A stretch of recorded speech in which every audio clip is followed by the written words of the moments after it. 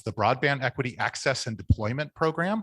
That is each state and territory and DC is going to get access to these large amount of funds to really solve the broadband access issue, making sure we have broadband in every community. I'm sure all of you are aware, most of the state does not have adequate broadband connectivity. And we just received this funding will be going through our Idaho Broadband Advisory Board and our State Department of Commerce. They are going to be working on putting together a plan for the next year. They just last Thursday received their $4.4 million planning grant funds to develop a plan over the next 270 days to address broadband equity, access, and deployment in our state. So that's very exciting. We'll be working, of course, closely with them as well at the Commission for Libraries. Then, of course, we have what we're spending a lot of time this afternoon with you all talking about, the Digital Equity Act programs. That's $2.75 billion. And those are kind of divvied into three areas. We'll talk a little bit more about those areas as we go forward. There's $1 billion for a middle mile grant program. So that is not the stuff that gets you straight to your home, but makes all the connectivity that brings you the internet from the data centers to where it can get to your home. And that grant round just closed last week on September 30th. So several applications are in. We should be hearing by March 1st which applications will be awarded. I know there were several here in Idaho that applied for that middle mile grant program. And then a few other ones that are kind of outside of the Internet for All initiatives. There's the Affordable Connectivity Program, which Stephanie already mentioned. That's $14.2 billion. We're going to talk more about that later, so stay tuned. And then $2 billion for the Tribal Broadband Connectivity Program. Tribes were able to apply for that, and several have already been awarded. Here in Idaho, $22.5 million has already been awarded for the Shoshone-Bannock tribe for their broadband connectivity program to serve 408 of their unserved Native American households. So that's pretty exciting as well. And there's other funding out there as well. I just really tried to condense it down to one slide's worth of funding sources.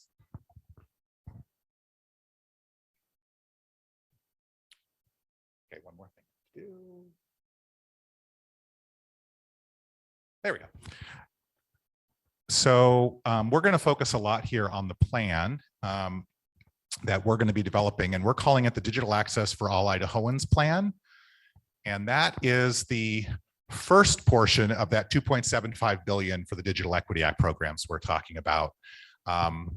Idaho will be receiving, or has been allocated, a little over $560,000 for developing a plan over the course of the next year. We had to submit an application for that back in July.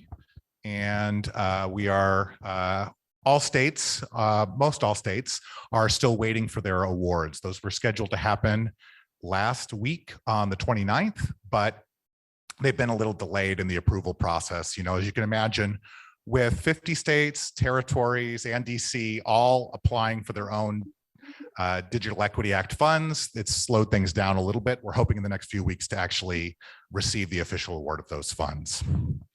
And then the additional funding that's available that I referenced, that $2.75 billion, there's going to be a capacity grant program that's going to run for, that's going to be $1.44 billion. That will then be administered out as an annual grant program. States have to have their plans developed. That's what we're going to be talking about today. That's going to be every state and territory is working on this over the course of the next year. Those plans, then the capacity grant program will then provide funding to all the states, territories, and DC in order to implement the plans. And we'll talk a little bit more about the plan in a minute. And then finally, the last $1.25 billion of that $2.75 billion is for a competitive grant program.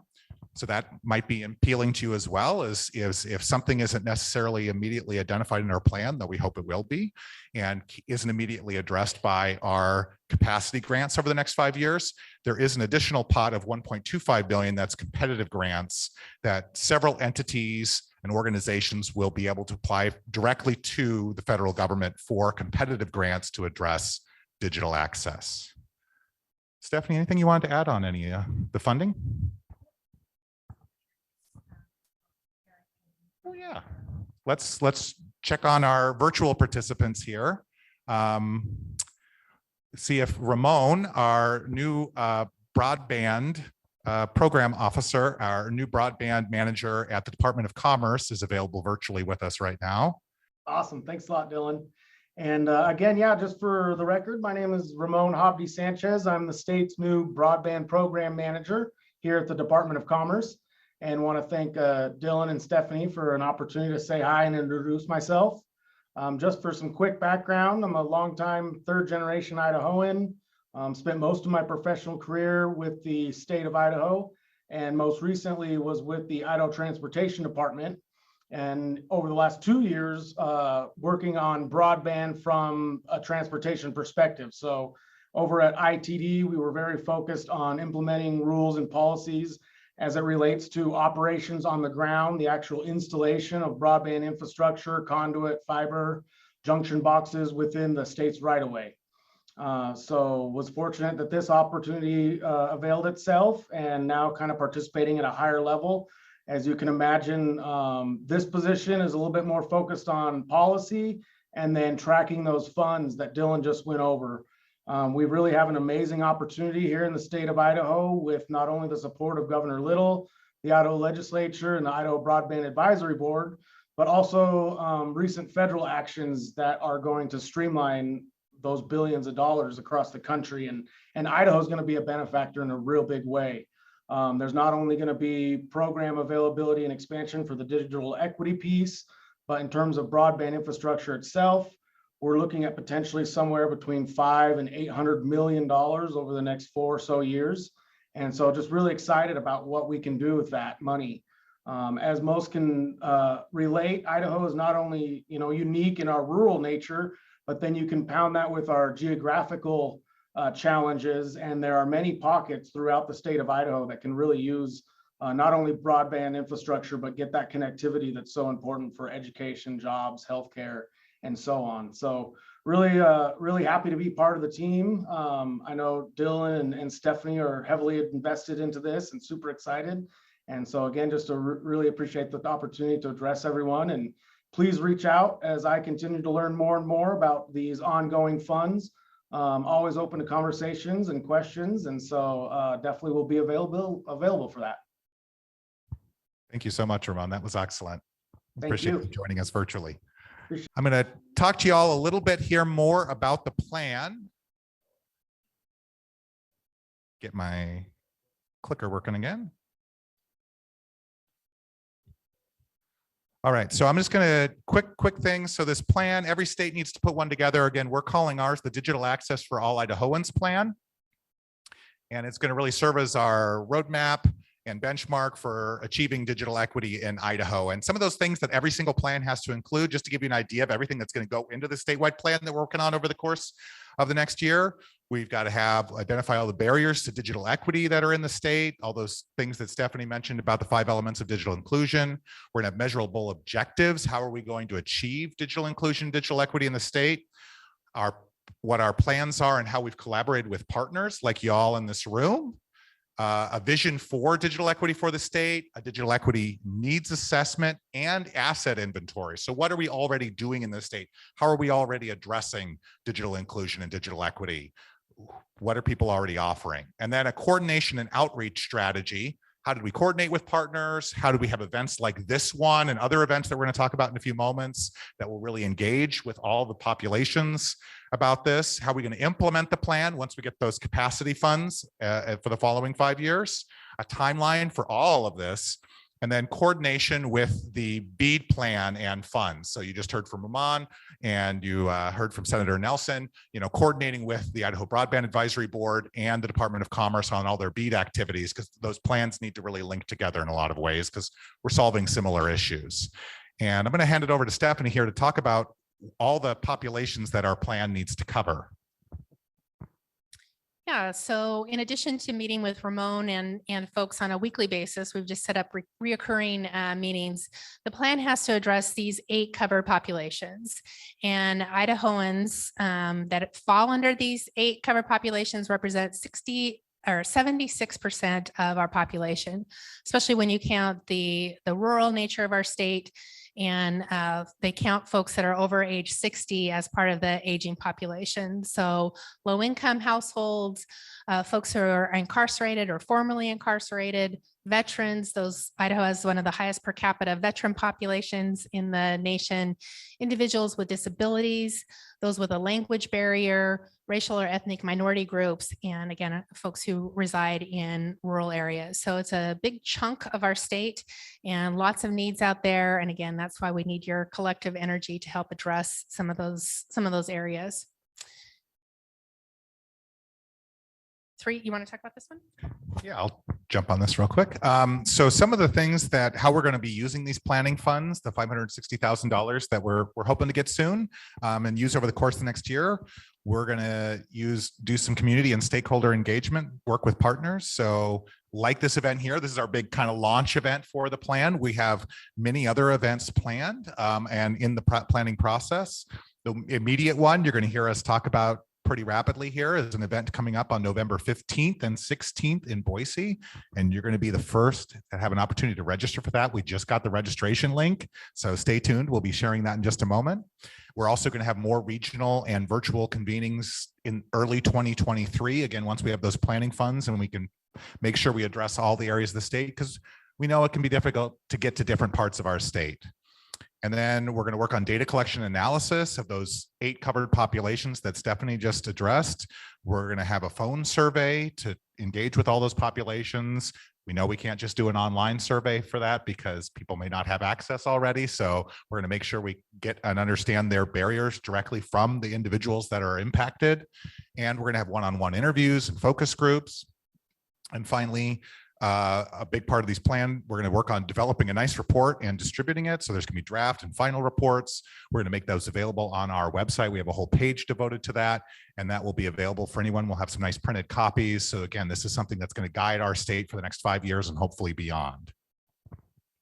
You want to talk about the timeline, Stephanie?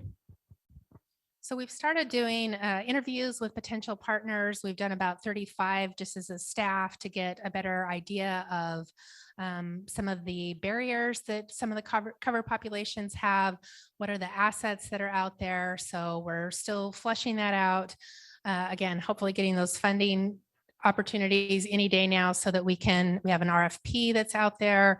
It should be awarded, I think, the week before Thanksgiving, and then we'll be able to do the telephone surveys that need to be done. We hope to have a coalition. This is kind of also how you can get involved. There's room at the table for everybody in the state who wants to be part of this planning process, who has an interest in this. So we'll be setting up virtual coalition meetings on a regular basis, probably quarterly, so that you can add input. You can see how the process is working. It will be very transparent. And then we're also going to have a smaller steering committee that will be meeting right after that November 15th event in Boise. Again, we really hope to see most of you there. It's a great opportunity to hear more about the needs in the state and how we can work together. And then we hope to have the plan ready for public comment. There needs to be a 30-day public comment period, July 1st. So July is the public comment period. Have it ready to go and printed and distributed in September. So that's if everything goes great, and so far it's going well, that's the big basic plan for having a statewide plan. And then the implementation funds will flow to the state after that. So again, historic opportunity to have those funds available. Here's our big save the date, and you can register now. Do you want to tell them how to register? Yes, and you're going to hear this from me multiple times for the next couple hours, but if you want to get right on it, you can do this from your mobile device if you have it with you. This is the big workshop we're talking about. We're planning this with the Department of Commerce, with NTIA, and we don't have it on the slide because they recently joined us, the Association of Counties and the Idaho Association of Cities. So this is going to be a large event held in Boise. And if you want to go register now, I don't get a chance to get on the slide. This is so late breaking with the registration, and I'll put this up a few other places. But if you go to is.gd/ID workshop, that will take you right to the registration page. is.gd/ID workshop.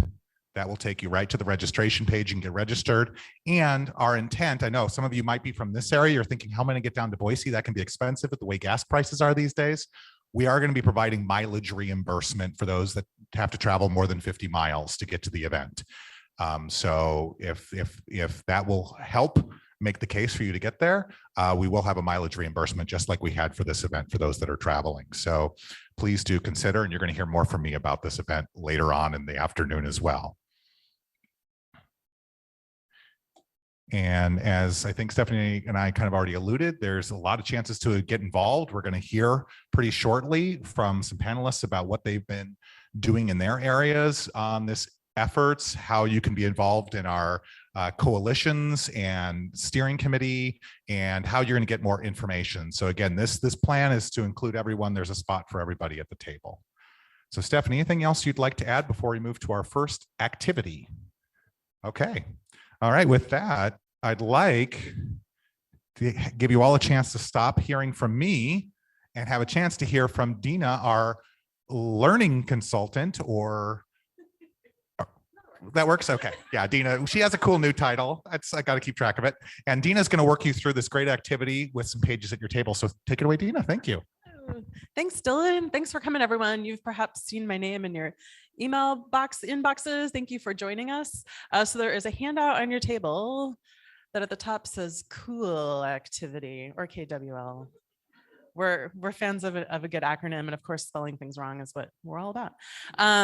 So what I'd like to do, so we've thrown a lot of information at you so far, and folks online, Jen, are you getting them kind of dialed in as far as we're going to go through?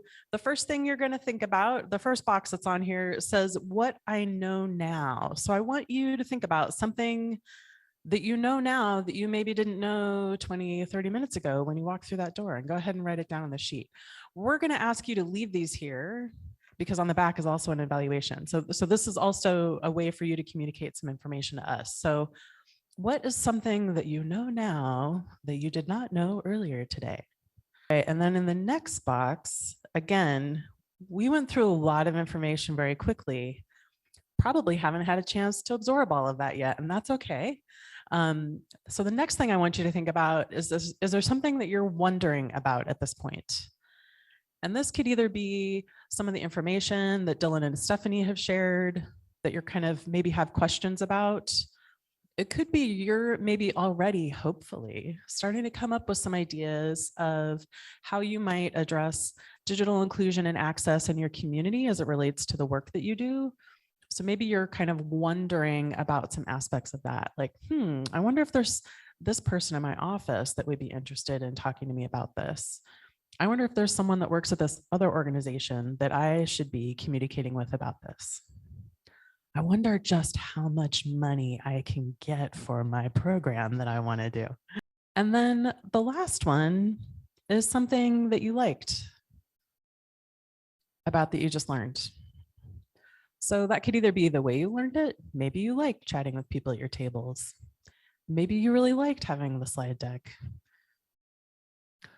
Is there something that you're kind of excited about is maybe another way to think about that one? Is there a piece of information so far that you've already gotten that you're like, ooh, I'm going to take that and run with it? And so that's something that you like. Do we have time to do a share out for this? Okay. Hey, Jen, maybe people could put stuff in the chat if they've got a, if you're feeling like sharing online, feel free to put it in the chat and we'll see if Jen can grab some of those for us. Is there anyone here in the room who would like to share what is something that you know now that you didn't know prior to walking into the room?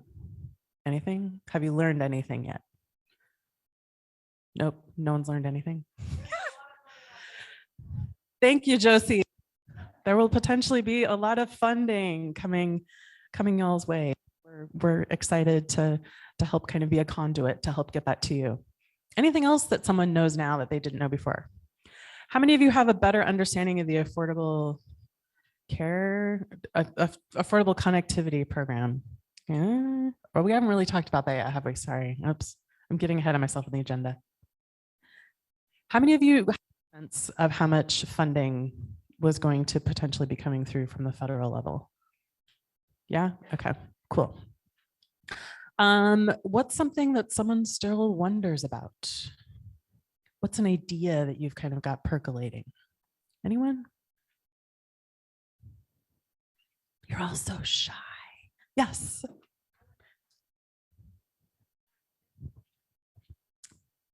Thanks, Dylan. I wonder how this will work with E-rate funding that Ooh. we get as well. If only there were people in the room that could answer that question for us. Huh? Oh, William doesn't have a mic. Here you go, William. So it's kind of separate from E-rate funding. So you could, your communities and your libraries can, in schools can utilize E-rate funding to get the connectivity to you. And then your internet service provider can actually cost allocate out additional capacity and use the other funding coming into your communities to expand to your homes and your other community centers and government institutions, stuff like that. So it plays a role with E-rate funding, but it's never going to replace it. It's just kind of on top of it to more benefit your communities than your libraries or schools. Excellent. Thank you, William. Yeah. So as being from the Broadband Advisory Board, I get awfully focused on the BEAD funding. And I'd like to understand how this funding is different than the BEAD funding and how the programs are different and how this will be coordinated with that BEAD funding, because it seems pretty similar. Yeah, so I think the biggest thing is that the BEAD funding is coming from federal taxes and that stuff, whereas the E-rate funding is coming from user fees that we all get on our cell phone bills and stuff like that. So I think there is going to be a correlation to some of that, but I also think it's important to note that they're going to be two different programs dedicated to two different ideas. One's for the schools and libraries, for the anchor institutions, basically. And then the other funding is to try to expand capacity in areas that don't have it now, that are either unserved or underserved. And I know that's a big part of the BEAD funding that is coming through the state from the feds. So I think there's a correlation there, but I think it's also a little bit different with the funds and how they're going to be utilized. So. And I'll just add just a tiny bit. So both the BEAD funds and the Digital Equity Act funds are coming from NTIA. All states have to have plans for both of those. I heard at a workshop last week that BEAD without equity is just bad.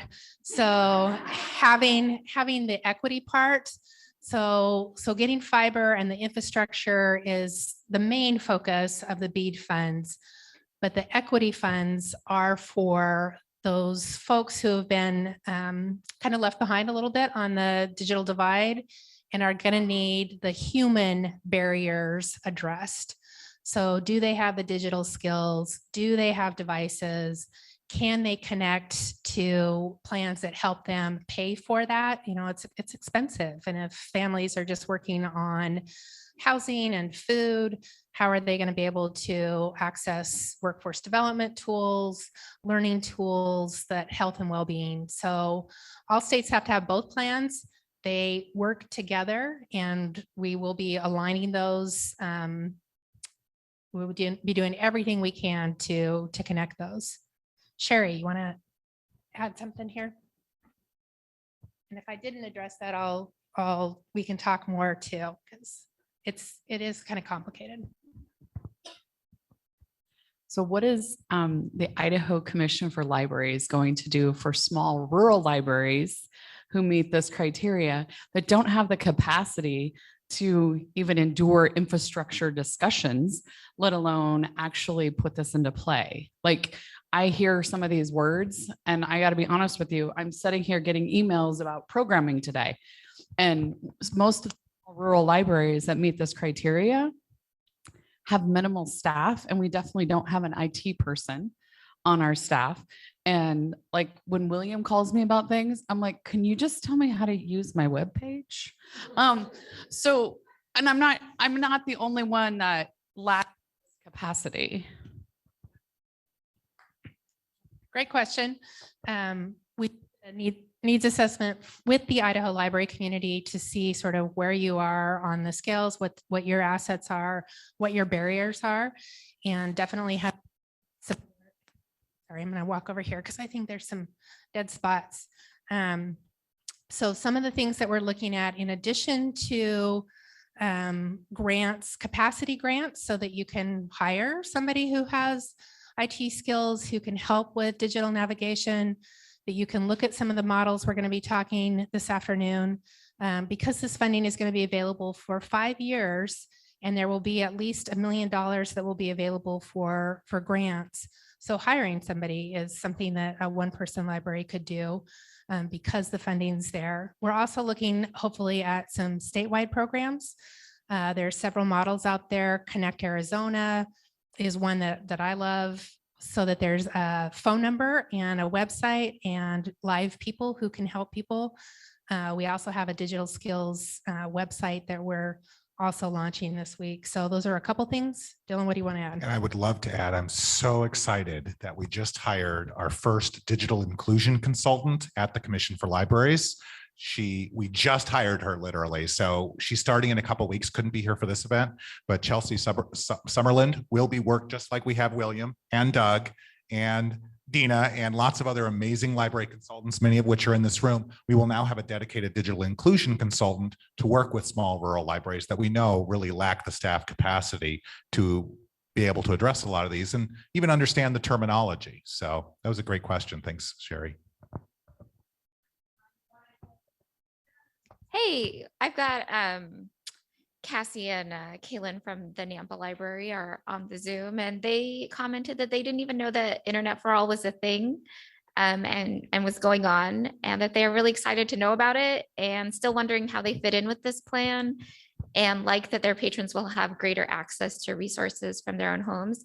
And these two are some of our more frontline staff. So we have a lot of directors in the room here and decision makers, but really a lot of this filters down to those folks who are working directly with community members in those front-facing roles. So seeing how they fit in with the plan and how awareness can be raised for that level is also on their minds. So thanks, Cassie and Kaylin. Thanks, Jen, for keeping an eye on stuff online. All right, should I hand it back over to y'all? Yeah, I think we're ready for the next part of our session, where we're going to be talking about how to set up countywide or citywide action teams to focus on this issue. We've brought Jennifer and Christina. If you guys want to come up to the front, we're going to have them talk about how they were able to get local coalitions started, how it's going now, successes and challenges that they've faced. And then how many of you in this room are part of a local, you can go ahead and sit down and get comfortable, a local broadband coalition or action team? So a couple from maybe Latah County, even statewide, Ada County, Elmore County, maybe Benewah, I think are the only counties that I'm aware of that have these going. So the goal, I think, is today is to hopefully inspire you, if your county or city does not have an action team, to maybe get going on that, start talking to the folks in this room, take advantage of the social time that we have at 4, having those connections and the opportunity in the next few months to talk about what this means for your community will really help prepare you for when those implementation funds flow down to the state level. You'll be in a much better spot. So Jennifer, do you want to kind of get us started with what's been going on in Asotin County? In Washington State, many, if not all the counties now have broadband action teams. And so I know that you're kind of a veteran here. So tell us how things got going for you. Well, early on, I'm going to go back a little bit, but I'll be really quick. We started doing things with broadband in 2011 with the BTOP grants, which is the Broadband Technology Opportunity Program. And we worked with the Port of Clarkston to get things set up, and no anchor institution in Asotin County trying to get things out to fiber out to Asotin. And we didn't have a branch in Asotin. So we went out to the school there and said, we need a branch in your school so that you can have, so that the city of Asotin can have fiber. And we got that done. And that's a pretty good build without anybody having to pay for anything. And then in 2013, the Port of Clarkston was doing a big plan, and they started a small group of what would now be a broadband action team. But that met for a couple of years and then stopped. In 2017, our library got a grant where we started being involved in a digital inclusion cohort. And we went to weekly NDIA. NDIA is the thing that they had up there. It's the National Digital Inclusion Alliance. They're the ones that came up with the model for digital navigators. So we were thinking about this stuff all the time.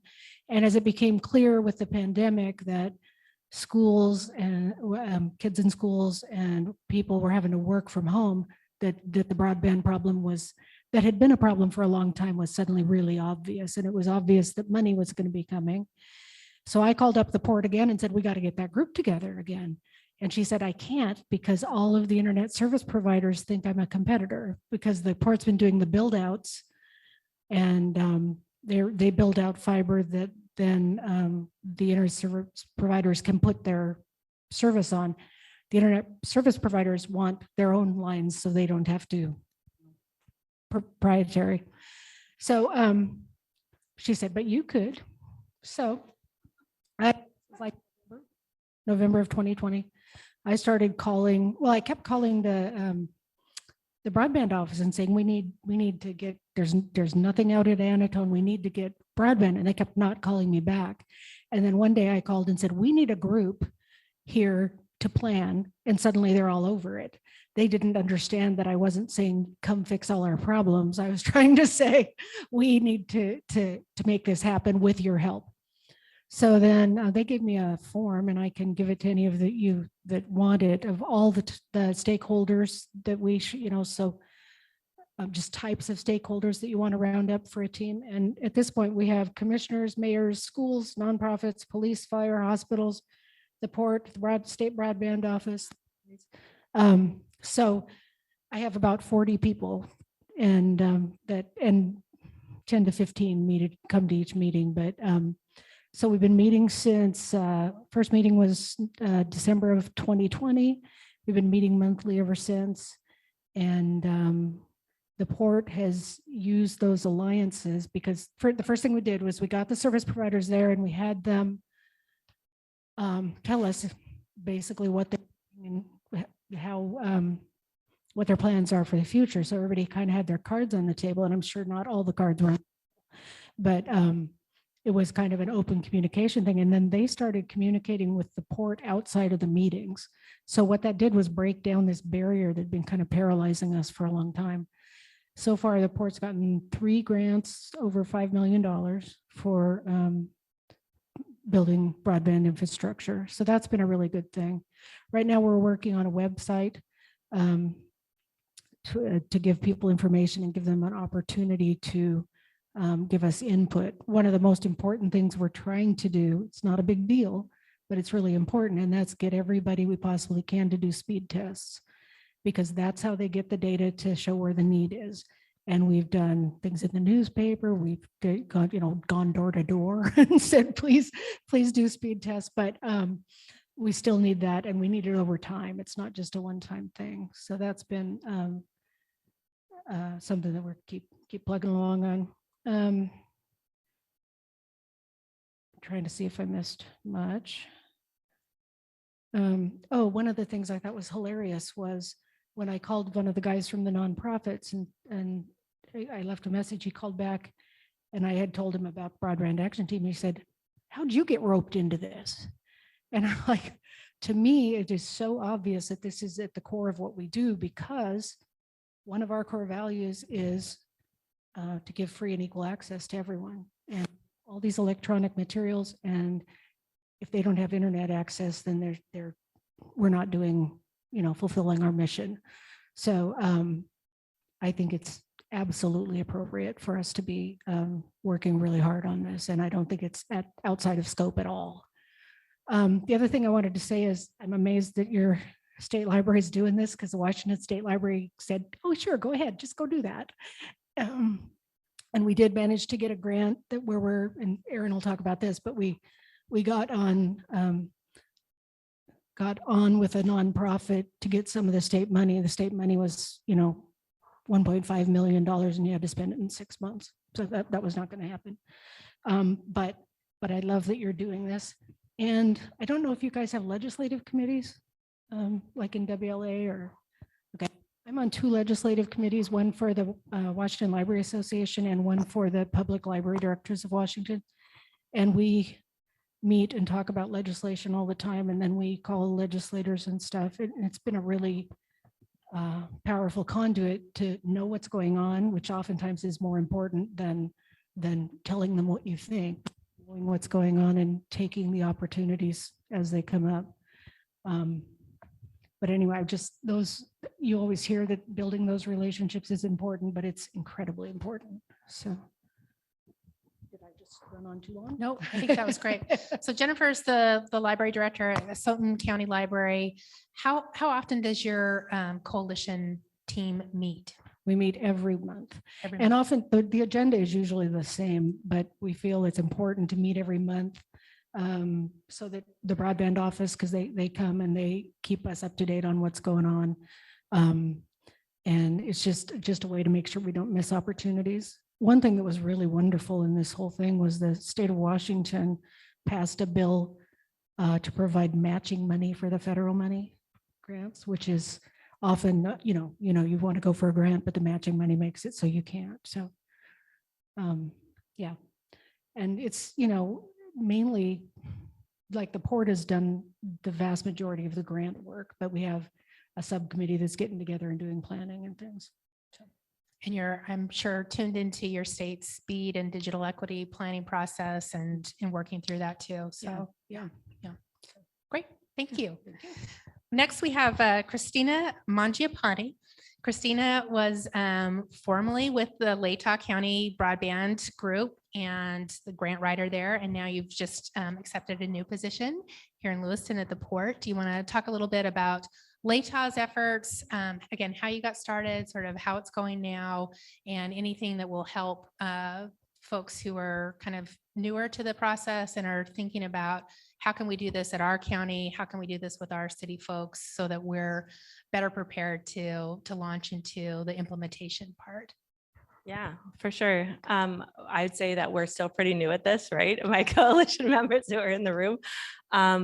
So as Stephanie said, I'm Christina Mangiapane. I actually was hired on as a grants administrator, grant writer for Latah County to start with.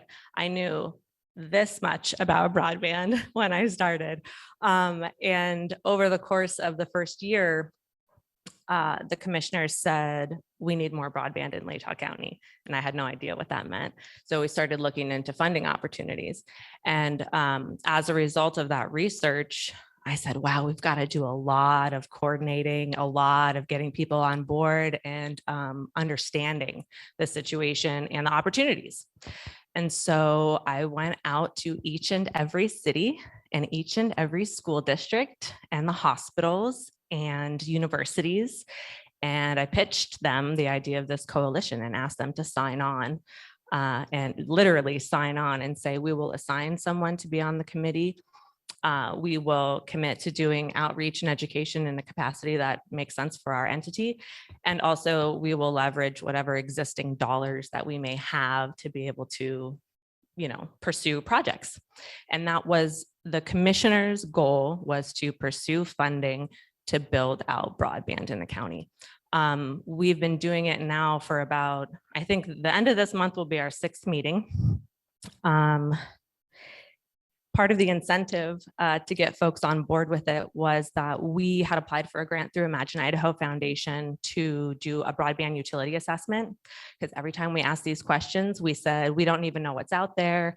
Internet service providers, as Jennifer pointed out, don't want to share that information. And so when I was at Latah County, partnered with the Port of Lewiston to do that assessment report, and that is almost finished. And when we have that as a coalition, we'll be able to look at it and say, here's where there's infrastructure, here's where there are gaps, and then hopefully be able to launch into funding for that with all the upcoming funding. The goal obviously there is to build out what we're calling local middle mile infrastructure to enable new minimum speeds that are established in the BEAD program and others of 120 megabits per second scalable to 100 symmetrical to households, and 1 gigabit symmetrical to anchor institutions like schools and libraries and the like. So that's kind of our concept. We have monthly meetings as well.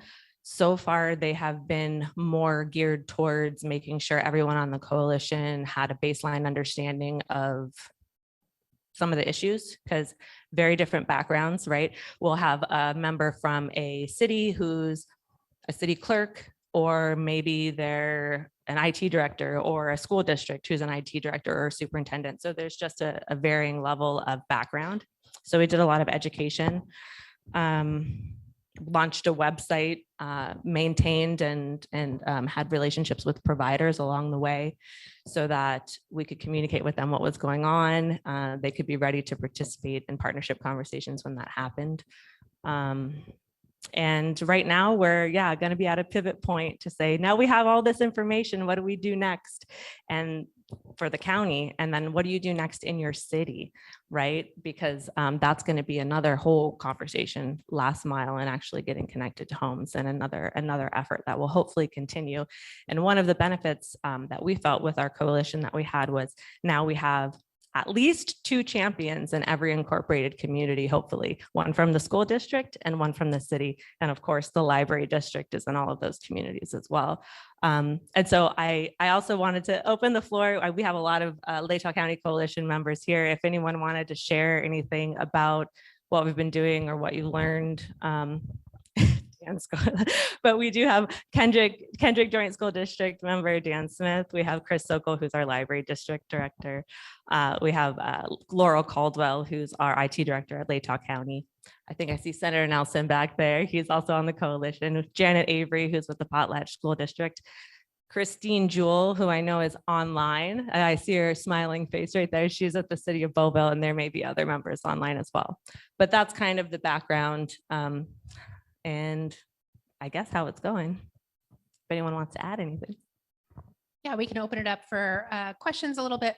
So for both of you, it sounds like the main focus has been infrastructure, and then you're kind of maybe moving into having those conversations about digital equity, how to better serve the covered populations, aging populations, low-income families, housing insecure individuals. Anything that you want to add about kind of how you're planning on building that into some of your plans? We've had a pretty big focus on digital navigators for a while, but Erin's going to talk about that later. I told her she had to cut me off if I started wandering in that direction. But that's been a big piece of what we're doing as well, because you can have all this, equipment and access, and if you don't know how to use the devices and stuff, it doesn't help. So we're trying to address all of the pieces. I wanted to say something about your trying to gather the information. The way the FCC collects information about coverage is they ask the providers, and the providers tell them.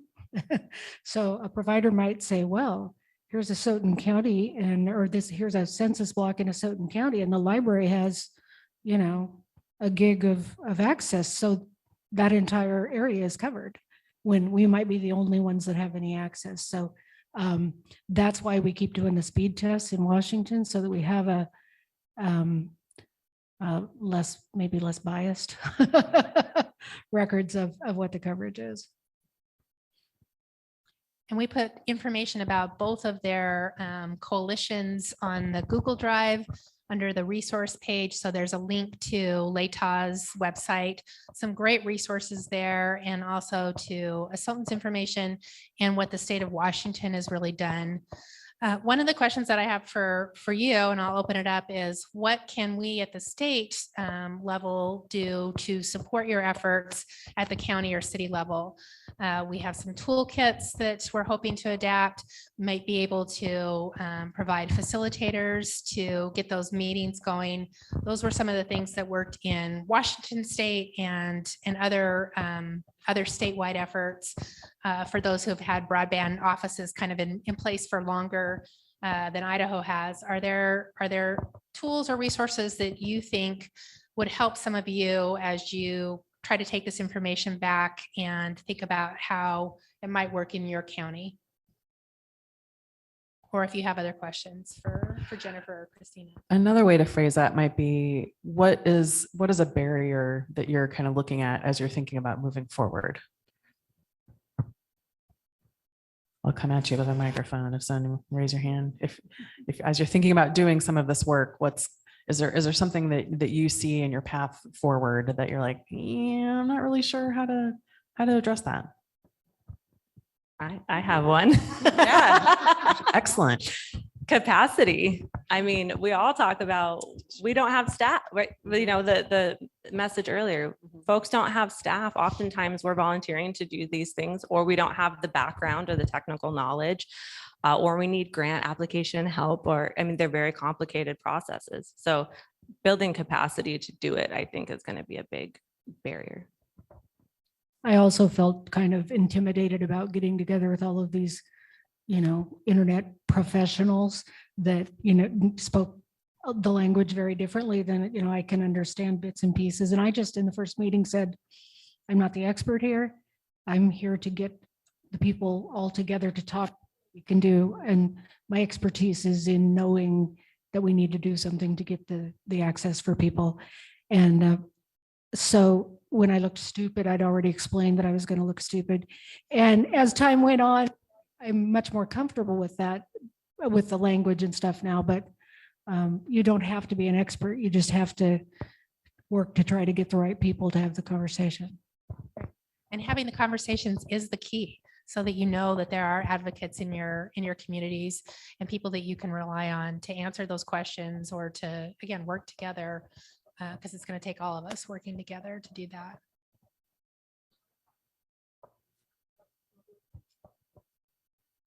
I was thinking, I have a staff member that's pretty savvy with tech. Will there be any training for anybody like that? That's a great question. I don't know yet, but knowing that that's a need out there, and that when we have a digital inclusion person there, and again, maybe facilitating some of those meetings and getting folks together. Yes, I think there will be training opportunities and like this, but longer, and have experts who can answer those questions. That's a great question, and something we'll definitely know. I was just gonna ask, like, how did you ladies choose, like, how did you breach that going into the community and knowing who to contact and to get on your committees and stuff like that? Like, because I feel like, I mean, I'm the children's young adult librarian. I only usually talk to moms and dads and children and teens. The teens very much use our internet here at the library. But my director is usually the one to talk to, like, the city people and stuff. So how would us front end people, like, breach that kind of stuff? Well, I'm guessing there's not a Rotary in your small community, right? Yeah, Rotary Club, join Rotary. You'll know most of the people you need to know from that. And if you don't, they'll tell you who you need to talk to. And I mean, that was a huge thing for me. And then when I talked about that open data project that we did, we were gathering data from a lot of community partners. So we built some more relationships that way. So really, that I maybe called 5 people I didn't already know. So, I mean, a big part of our job is building relationships with the community. So when these things come up, that we're ready to go. So. Do we have time for one more comment? One more quick All question. right. What is ICfL doing to help us, I guess, market, for lack of a better word, to our commissioners and to our state officials, to connect us so that they know also that this money is available for libraries? Yeah, I think that's a great question, Sherry. Thanks. I think this event in November 15th will be a great opportunity to get the word out about the 2 plans in the state, the role of libraries and other community organizations. We're going to be talking about extension agents, and there's a lot of people that have a role to do this digital equity work in addition to library. So it's working with partners. It's helping get those decision makers looped in on why beyond infrastructure is important, and that there's going to be funding coming to the state to help address that. So great question. Anything you want to add, Dylan, about that, or Jennifer, or anybody? Oh, sorry. Christina? I just wanted to add a couple of things about, well, who do you get in touch with? I cold called everybody. I mean, I made a list of all the school districts and all the city, and you all know who you heard from me. I said, these are entities we need on the coalition. And then I contacted the person that was in charge that could make decisions. The other thing is, part of that strategy with the marketing was, we know libraries communicate with people, with our community members. We know the school districts communicate with our community members. And so they will have the ability to disseminate information about the affordable connectivity program or our speed tests, things like that. So we can get people involved in those ways. So just leveraging those resources that you already have that exist is, I think, super key. That form that I was telling you about, that with all the potential stakeholders, I can send that to Stephanie, and if you want it, then it'll give you all the kind of key stakeholders in the community that you can contact. Yeah, we'll put that on the Google Drive too, for folks to have. Introduce them. Oh, I'm sorry. Yeah, we have Dr. Paul Lewin. He's an associate professor and extension specialist at the Department of Agricultural Economics and Rural Sociology at the College of Agriculture and Life Sciences at the U of I. He's been in the field for 20 years doing research and working toward this program and implementing it. Amber's pretty new to the program, and so it's Amber Smyer. Okay. And she's, again, kind of new to the program, but has a degree in secondary agricultural education and a master's degree in public affairs. So I'll let you take it away, and we're looking forward to hearing more about the program. Thank you so much for that introduction. Yes, I am fairly new. This is week 3, so jumping right in. We are excited to be here with you today. Obviously, this is a program area that we're really excited about. Not only learning about what's happening across the state, but sharing a little bit about our efforts and looking for opportunities to collaborate across the state. So this is a statewide program. We are with the University of Idaho Extension, and our program is called Digital Economy. We received state funding this last legislation as well to implement this program, really focused on supporting workforce development as well as economic development. So the mission, I may have hit too many. We're okay. So our mission with this program is really to enhance the capacity of Idahoans to take advantage of this evolving digital economy. We've talked a lot about that already today, about once you have it, how are you going to utilize the services and how can we be more inclusive? So that's going to be our focus, is how do we take advantage of that opportunity that we're going to have as all of this money is funneling in to support people.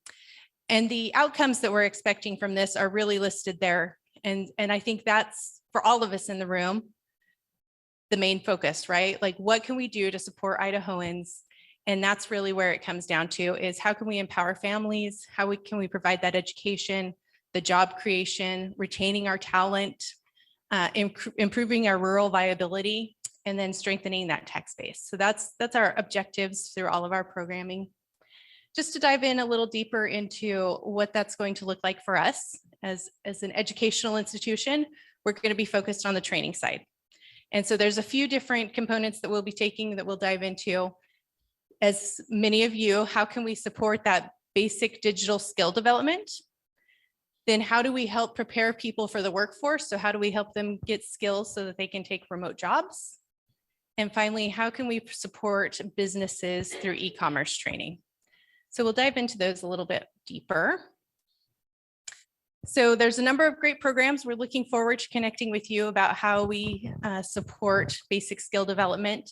In the Extension family, we have an opportunity through our 4-H programs to implement a program called 4-H Tech Changemakers. So we'll be working with our colleagues in the various counties to try to implement these programs where youth teach these skills to adults in their community. And I hope that that is through a collaboration with many of your partnerships, like the Digital Navigator and other activities that might be happening locally so that we can connect to resources there. So we're excited about this opportunity to not only provide these digital skills, but also provide our 4-H youth with leadership career training as well. So it's a mutually beneficial opportunity that we see. We're going to be working with our 4-H colleagues to start rolling this out. It's brand new for them as well in Idaho. This is a national 4-H program, but we're just getting started with it here in Idaho. So look for more information to come on that as we connect. If you know your local 4-H leaders in your county, this could be an opportunity to connect with them. We'll be reaching out to them as well to start sharing the information. But we see that there's probably some great opportunities there. The next program is kind of our turnkey program right now. So it's called the Certified Remote Work Professional Course. Utah State University actually started a program pre-pandemic. So 2018, they rolled out a course really focused on helping rural individuals stay in their communities and get remote jobs. And so they developed an online course that individuals can get certified in how to work remotely. So they really focus on the tools that a business might utilize so that people have that development, how to work across time zones, how to just communicate differently when you're not physically in the same place. And so they've developed this course and we are collaborating with them. So we'll be partners with them to roll this out ASAP. We're hoping to get some people into the program starting in November and then a big push of all of 2023. So it's a month-long course, 4 weeks. We take December and July off, but other than that, it's offered every month. And so a cohort can be starting at any time in the year. They will work through individual modules, self-paced, and then there's a weekly Zoom meeting. So 1 hour over 4 weeks that's in person with facilitators, other individuals in the cohort. And then other than that, it's about 6 to 8 hours per week that they're working through modules and activities to develop the skills. And then at the conclusion of that, they have a career counseling session that they can get connected with more information depending on what their status is. Are they already in a remote job and they're just looking for skills? Are they looking to get a new remote job? So they're actually job seekers. So there's, some individualized support based on where they are in their journey that we are really excited about. And so as a collaborator, we'll be taking on that role. So University of Idaho Extension will have facilitators that really take that career coaching, connect to folks in the local area, whether that's through economic development or job resources they may have. So we're excited about the ability to use some modules that are already developed and proven, but then customize it to really invite Idaho's needs and connections. So we're excited for that. Oh, yes. So the fee does cost just under $150 per student. And so through our funding, we have been able to subsidize that. So anyone who's in a rural community will only have to pay $50 to take the month-long course. If they're in an urban community, but they have a low income need, for example, they'll be able to get a scholarship. So it'll also be reduced to $50.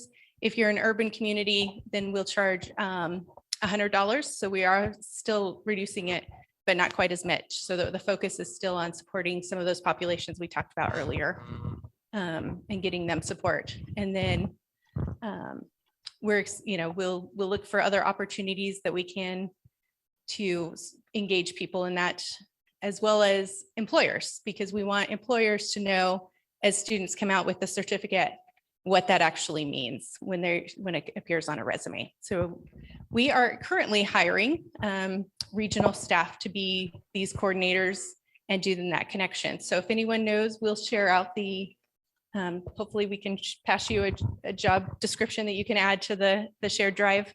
And if you would help us share that out, because we're trying to get folks who are locally connected as well to help us run this program and engage people. So this is our turnkey. We're hoping to start within the next couple of months, really promoting and getting folks in. So feel free to share. We'll have our website up at the end. Anything else to add on this program? Okay, and then The final piece that we're really focused on is how do we support small businesses? And this will be the next phase that we'll focus on. And really, there's a lot of great resources about how to start a business, how to get involved. So we're kind of looking at those and how can we create some additional tools that really help small businesses specifically get online. And whether that's just increasing their presence so that they can be found, or do they want to actually sell and distribute their product or services, depending on what they're doing. So we'll be creating some training modules in that area as well that could be supplemental to other things that are happening in the state. Anything else on that one? Okay. Well, then real quick, this is our website. It will be up shortly. We're just finalizing some registration pieces this week, and then that'll be accessible here shortly, and as well as our email. So this will be shared with you. We'd love to hear with you. We're excited to connect. If you have any ideas, please reach out to us. We're looking to get involved in individual communities. So we'd love to take that. Are we taking questions now or holding? Okay. That sounds good. Well, thank you.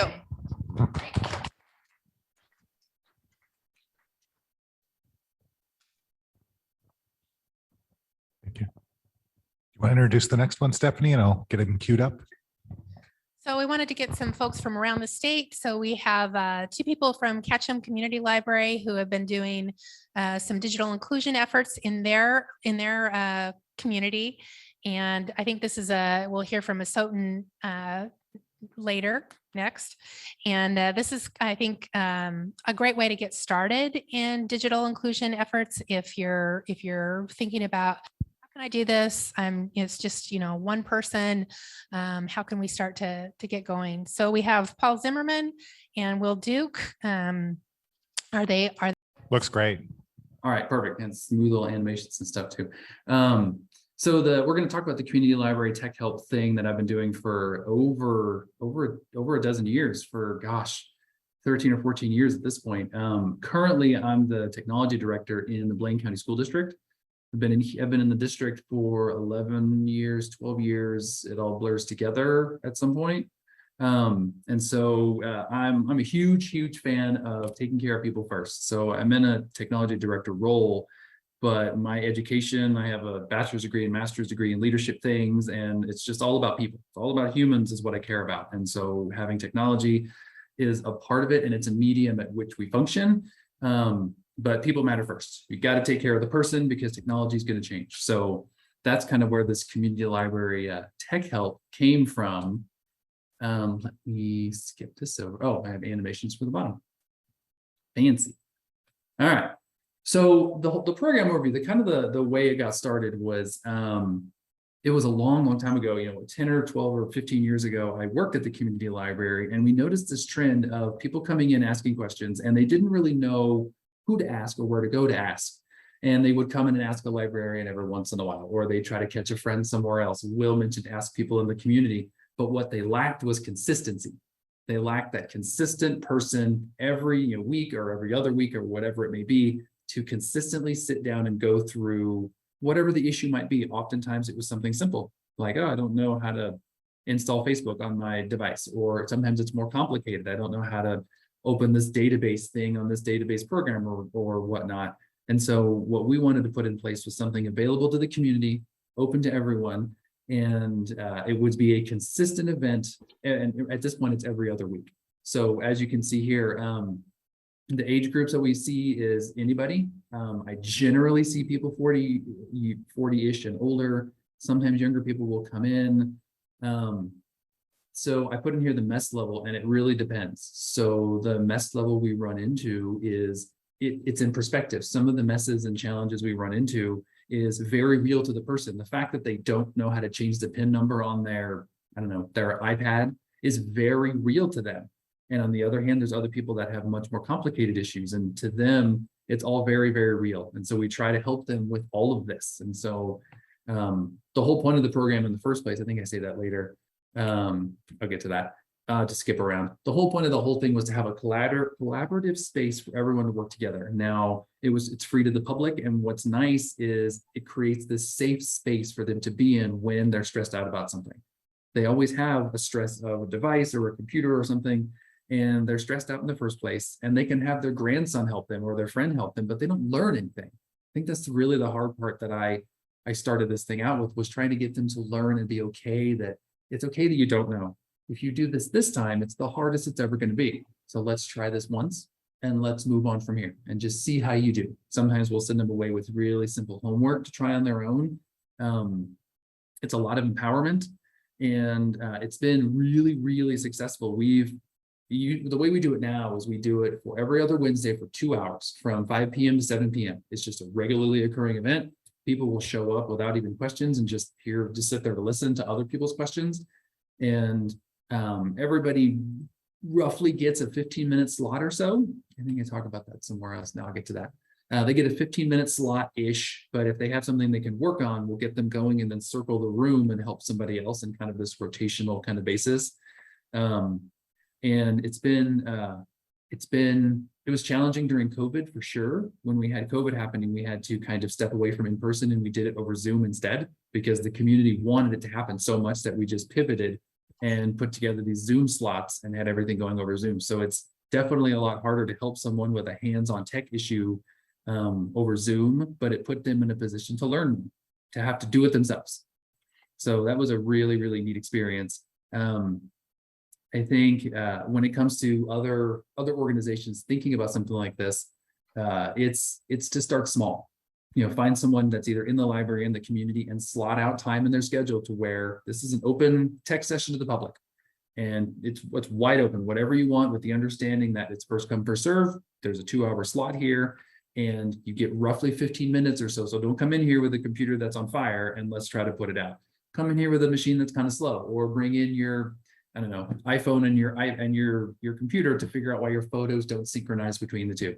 It could be, oh, how do I change this thing on my website I'm trying to do for my new glass blowing project, or whatever it is. But start small. And then as it grows, what we did for a while is we had on the other Wednesdays, we would have classes, like lecture-based programs put together that we would share with people. But the hard part with that is, how do you find something that's interesting to a group of people and schedule it and have it either work in their schedule, or be something that they can utilize later. I don't want to be in a lecture-y kind of a scenario, kind of like I am now. I want to be more in a collaborative zone where I'm giving instructions and they're practice things. Why don't you all try that yourselves? And then let's see how it goes. Who made it worse? How did it happen? You feeling good? And move on to the next step. I have lots of jokes in here, but the reflection part is really more important. Is, we've done this twice a week for a really, really long time. And so far, there haven't been any issues we couldn't solve. Sometimes solving the issue is using clarity to explain why you're having the issue. So I can't fix the broken screen on your phone, but I can give you clarity on why your screen isn't working. For example, 10 people is usually the minimum of who we see. I actually have another session of that this afternoon here in a few hours. It's easily the most rewarding thing I've ever been a part of. I can't even begin to explain it. I've had people cry. I had this one lady that her husband had passed away and she couldn't access his book on her Kindle. And we worked through how to getting his account set up and getting things situated. And she just started crying because she could read his book that he wrote before he passed away. Another lady who her husband, I think, went on a business trip for a really long time. He was like Antarctica or some kind of research thing. And she knew he was going to miss him. So she brought me and showed me a silk screened pillow with his face on it, because she was so excited to see his face while he was gone. And we've seen people that were incredibly frustrated, but then they come out of it feeling okay. And sometimes we can't complete the entire project, so they'll have homework to do, but we can offer them clarity and a place to just vent and a place to just communicate. I'm stressed out, and it's not I'm stressed and you're impatient to listen. Like, I'm stressed and you heard what I had to say and you listened to me. So that's been really, really astounding. I've loved being a part of this, and I wish every library did something like this, where it's just a real simple, couple hours every other week, offer to the public, and let patrons come in with whatever they've got. It could be anything, and you never really know what you'll run into. But I'm grateful every day that I get to do this with the community that I have here. I could go on and on and on, but I don't know if I should pause for any questions if anybody has any. I can't see my Zoom chat thing. Thanks, Paul. I know that I see the Ketchum Community Libraries newsletter, and the Tech Time with Paul is always on there with a picture of his face, and people know that there's somebody there that they can ask those questions on a regular basis. I know that Will also has been working on a project that helped improve access for people in the community. Will, do you want to talk a little bit about the other project that's been going on at the library? Sure, be happy to. Before I do that, I want to say that I'm a big fan of what Paul does and has been doing for a long time. And not just anybody can do that. It takes somebody who has the focus that Paul does on people, and that it's not about, for a lot of technical people, it's very much self-centered. Look at me, I'm amazing, I'm a hero, I can fix anything. Whereas Paul, it's not that. And so if you're seeking to find a program like this to work for your library, find someone like Paul. Find someone who's interested in the success of people and not in building up their own reputation. It's a big deal. We have augmented Paul's program.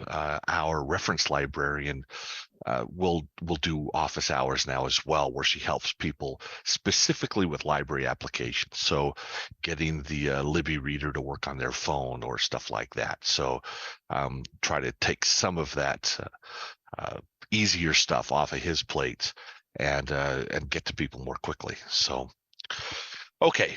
Now jumping into my spiel.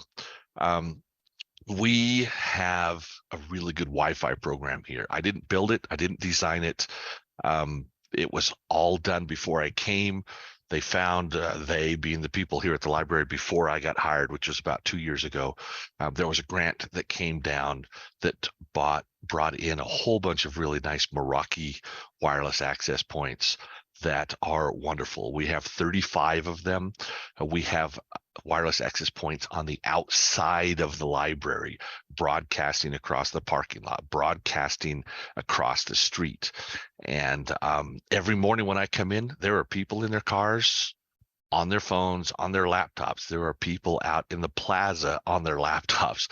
I've seen people in coats out on the plaza on the laptops. Our Wi-Fi is really good. On the back end, we have a high quality feed to the internet. We use Syringa. It's a great feed. It's a little expensive, but can't complain at all about the quality of service. It's been spectacular. We are known as the best Wi-Fi in town, and people use us. In August, we had about 3,100 unique clients connect to our Wi-Fi for the month. We averaged 400 connections every day. If you do the math there, you'll see that we have a lot of repeat connections. People just keep coming back and back and back. And our patrons come to play. They averaged 1.6 gigabyte of data transfer per connection. We moved over 5 terabytes of data over the Wi-Fi last month. Recently, we had a patron in our lecture hall that our program manager ran into. He was working remotely. His job was to oversee shipping logistics for Amazon. It's a pretty big operation to manage from a community library in rural Idaho. Our Wi-Fi has no password. We have no captive portal. If you don't know what a captive portal is, it's that thing you go when you're at a hotel and you have to log in and agree to the terms and all that. We don't have one of those. We have no limits. If I do notice a slowdown with our Meraki equipment, I can see when we're getting maxed out, and I can see who is maxing us out. And when it happens, it's always a BitTorrent user who's pulling down tons of stuff. So I can dynamically apply a rate limiter for a short period of time until they get the message, or I could block them completely based on what's called a MAC address. It's the physical address of their device. I have never blocked anyone, but I have applied some rate limiting to ease the pain. Otherwise, a BitTorrent client is very efficient and very good at using all the bandwidth. We do have a couple of neighbors who ought to buy their own internet service, and I know who they are. Digital inclusion. One offering we really honed during the pandemic is live streaming our programs, lectures, panels, films, and such. We were lucky to already have had a lot of the equipment to do this, including a Crestron projector, Vadio cameras and controller, and the ability to zoom speakers in from far away. Even as we've returned to in-person programming, we have continued streaming to Vimeo and recording programs so they are even more accessible. We have also experimented with providing translation between English and Spanish for our events. This has taken a few forms and we're still perfecting it and trying to decide what's most realistic. One of the things we've tried is hiring a remote translator to live translate the program as they're streaming to Vimeo or YouTube. Two, we've tried hiring a translator to translate the script from a recorded program and then adding subtitles to the recording. And we've tried having a live translator in the room using a translation and assisted listening system, transmitter T500 from Emersound. It's not something we own, but I think it's the Haley Library had, and we borrowed it. It includes 25 headsets for live audience to listen as translator speaks into a microphone in real time. We tried that. We had the program in Spanish and then had the translator push everything out to English. So we've had various success, nothing that I would call this is how we're going to do it. Surprisingly, the option to translate and create subtitles was the least efficient. And in fact, it was inefficient enough that the contractor never finished the job, which we're kind of happy about because it was starting to look like it was going to get really expensive. We have a couple of evening classes for English language learning and afternoon class for conversational Spanish. And all of that inspired me to say, hey, as the IT director here, what can I do to reach out to Spanish speaking patrons? And when I did that, I realized that our public computers are all English. The menus are in English, the programs are in English, the keyboards are in English. So I called Dell and asked for help getting Spanish computers and keyboards. The Dell rep set me up with a Spanish operating system, but he said he didn't even know they made keyboards in Spanish. So I hit the internet, and I normally like to find what are called mechanical keyboards because they take a better beating than traditional chippy keyboards do, but I couldn't find a mechanical Spanish keyboard. I'm sure they're out there somewhere, but eventually I just ran out of time. So I picked something from a company called Solid Tech that cost me $25. The Spanish keyboards really only differ with just a few extra keys off the left-hand side of the home row. You've got that Enye key, and you've got an accent, and you've got a CD, so that those can be used directly without having to type in complicated alt codes. Those computers are here in my cubicle, and the keyboards are in my cubicle, and I'm getting ready to push them out, if not late this week, early next week. So that's what we've been doing here.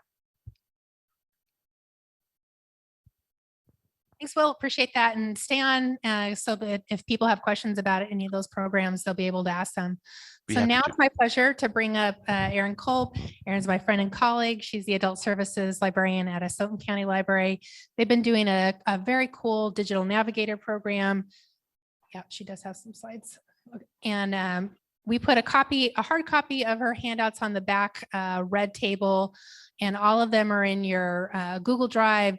Job descriptions, kind of a basic toolkit for if you want to get started on this. She's done an amazing job. So Erin will let you take it away, and Dylan can help you with your slides. Thank you. Thanks, Stephanie. It's really nice to be here. I used to work at Lewiston City Library, so familiar with Idaho Commission for Libraries. I'm just happy to be here. Thank you. I'm going to talk a little bit about our Digital Navigator program. I'm not going to go forward. This is probably more to keep me on track than for you guys, but mostly talking about digital navigators today. Will it go forward? Oh, sure. I can wait. I don't have good jokes, so but I will share and just talk a little bit about Asotin County, who we serve, our digital inclusion efforts. I won't talk a ton about aside from digital navigators because Jennifer talked so much about the broadband action team. That picture there is a Book Face Friday. That is our circulations supervisor, Rhonda, who looks a lot like Lauren Graham. an actress and author. So about Asotin County Library, our service population is just under 23,000. These are our 2 open locations. Jennifer mentioned we did have a branch out in the town of Asotin, but that has since been closed due to, it was in the high school library, and that just structure of classrooms and space. We don't have a physical presence out there right now. So we have, Clarkston's a small, Asotin is a small community, Clarkston, but we do have our main branch downtown and a little tiny branch in Clarkston Heights. This is information just about our community, pretty even split between male, female, median household income of almost 54,000. We're a white community primarily.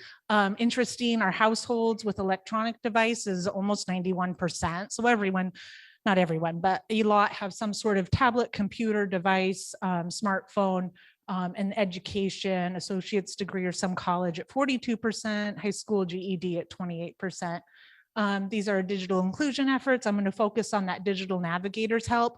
As the adult services librarian, I oversee 2 digital navigators. So I am not doing, unlike Paul, who's like doing the hands-on work, I'm not doing that. But a little bit about our timeline, similar to Ketchum and Paul. We've been doing this essentially for a decade, right? Tech help. And I want to emphasize that because of the rural small communities. When I first heard digital navigators, it took me weeks, if not months, to wrap my head around that. And it just, the bottom line was like, this is tech help. This is what we've been doing for our patrons and our community once e-readers came out, right? So we had been doing about 4 to 6 hours a week, 30-minute one-on-one appointments. I thought was interesting, similar to Paul.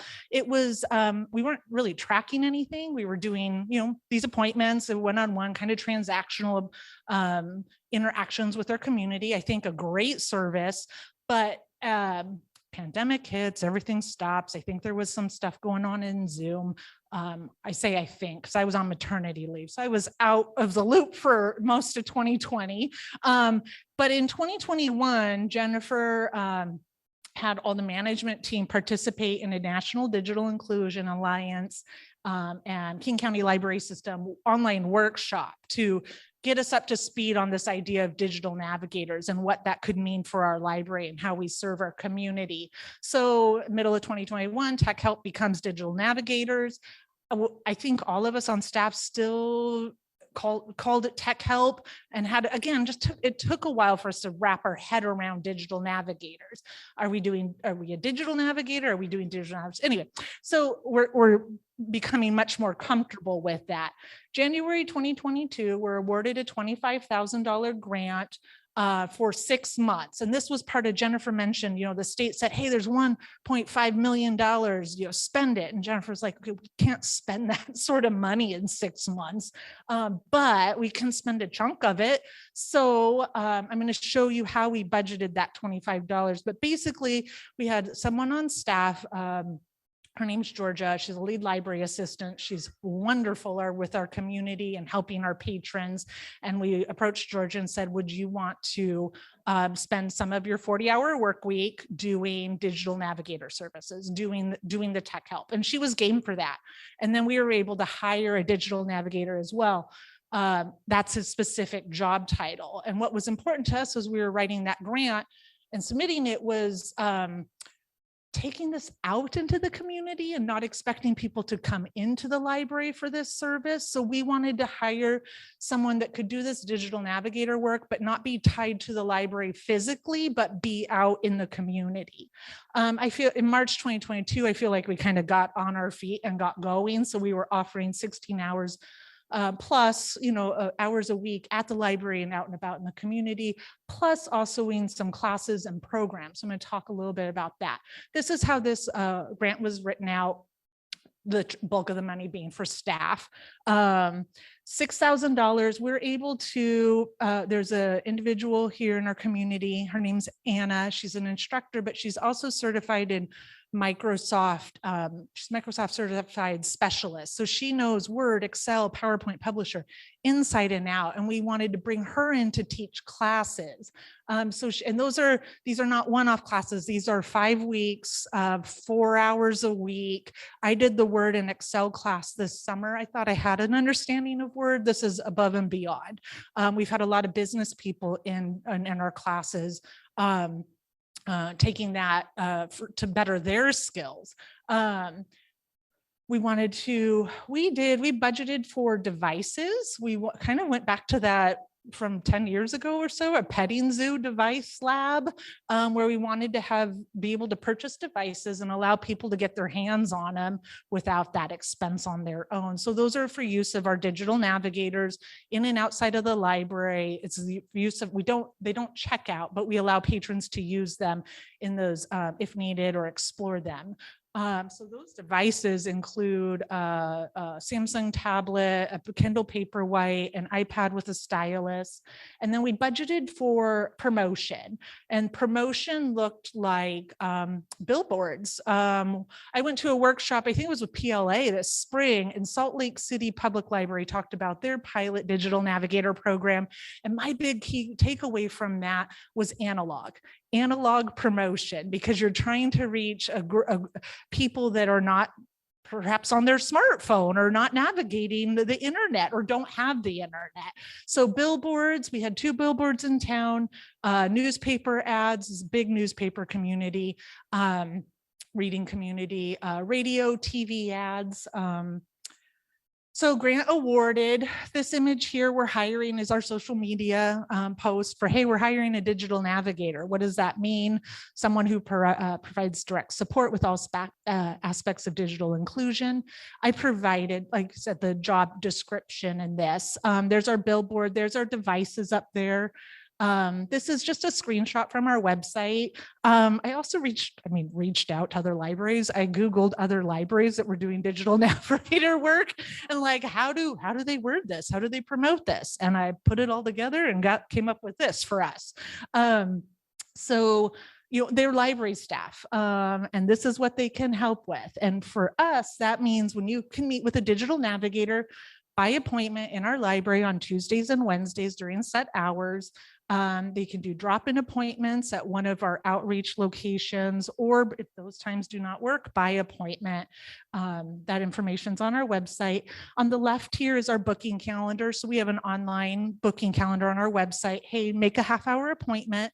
Make 2 1.5-hour appointments if you feel you need more time. I think the important part about digital navigators for us is some of this help is going to be beyond transactional, like how do I download Libby? This is going to be, how do I apply for the affordable connectivity program? It's just like kind of this deeper stuff. So I think for our staff too, wrapping our heads around, I'll talk about our staff here a little bit, but our booking appointment, we basically ask for name, email, and a brief description of help that you need and device. I bring up NDIA, well, no, did I get right? National Digital Inclusion Alliance, because they have resources specifically for a digital navigator program. We haven't built this up like what they have, but they have an intake form, exit survey, skills assessment, all things you could be doing to book those appointments and assess someone's skills. We just haven't integrated that into our process yet. So drop in and outreach, where we were at this summer. Since March, we've been, with the Clarkston Farmers Market, talking about what we do about digital navigators. We reached out to the Clarkston School District when they sent out a letter to their families and said, hey, we're no longer paying for your internet access. We were able to do that during the pandemic, but not doing it now. If you want to apply for the Affordable Connectivity Program, please feel free to do so. So I just reposted on Facebook, hey, we have people that can help you do that if you need that.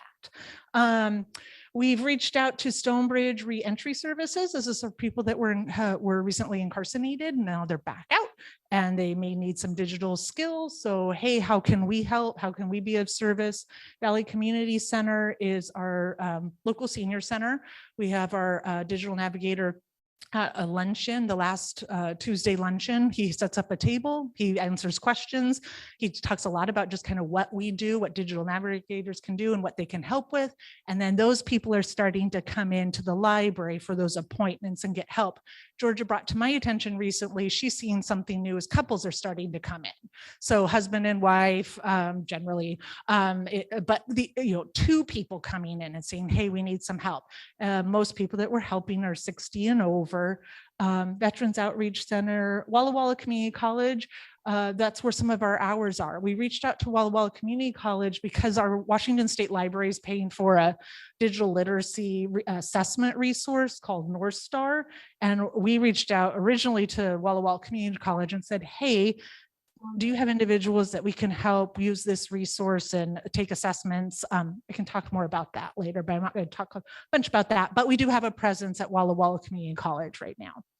Promotion, this is a copy of the flyer that I sent to Stephanie, but also just, library website, digital newsletter, our socials, the billboards. I didn't put TV, radio, newspaper, a resource guide, word of mouth, of course, is super important. We were talking with our Stoughton County commissioners, gave us some money as part of the promotion. Our LC Valley here has a group of nonprofits that regularly meet once a month. So, obviously keeping them in the loop of these services, community clubs, Jennifer mentioned Rotary, local internet service providers. Going with that idea of analog promotion, we're going to put together some door hangers and just go out and hit doors. Anymore, people are right. No one answers the door anymore. It's like, why is the doorbell ringing? But we can put a door hanger on there. Classes and programs we're doing, those are our computer classes, the Word, Excel. We did our digital device lab. Hey, come hang out with us, explore some devices, bring your device. Bring your device. If you have questions about your device, it's an open lab time. We do on the first Thursday of every month from 4 to 5, we do an appy hour, just explore different apps. We do light refreshments, just snacks, non-alcoholic drinks. It's pretty casual. In the summer, we did exploring outdoor apps, hiking, state parks. We did communication apps. There's that info on North Star. If anyone has questions about that, you can talk to me. What we track for demographics, we have to track this for our grants. So gender, age, race, ethnicity. This is all, we're not taking anyone's personal information. We also track staff hours, number of appointments, days we offer help, general notes about what we provided. Back in the past, we really hadn't done that. We weren't really tracking that information. I said, hey, what if we start tracking that? And if we see trends, right? So then we know, oh, maybe we can offer a class on this. Obviously attendance. So accomplishments, 162 appointments since March. That's just at the library. We've helped at least 11 people with the Affordable Connectivity Program. We've helped 5 people get new smartphones and service, some of those being free smartphones. What comes from that too is, yeah, you got a smartphone, now what?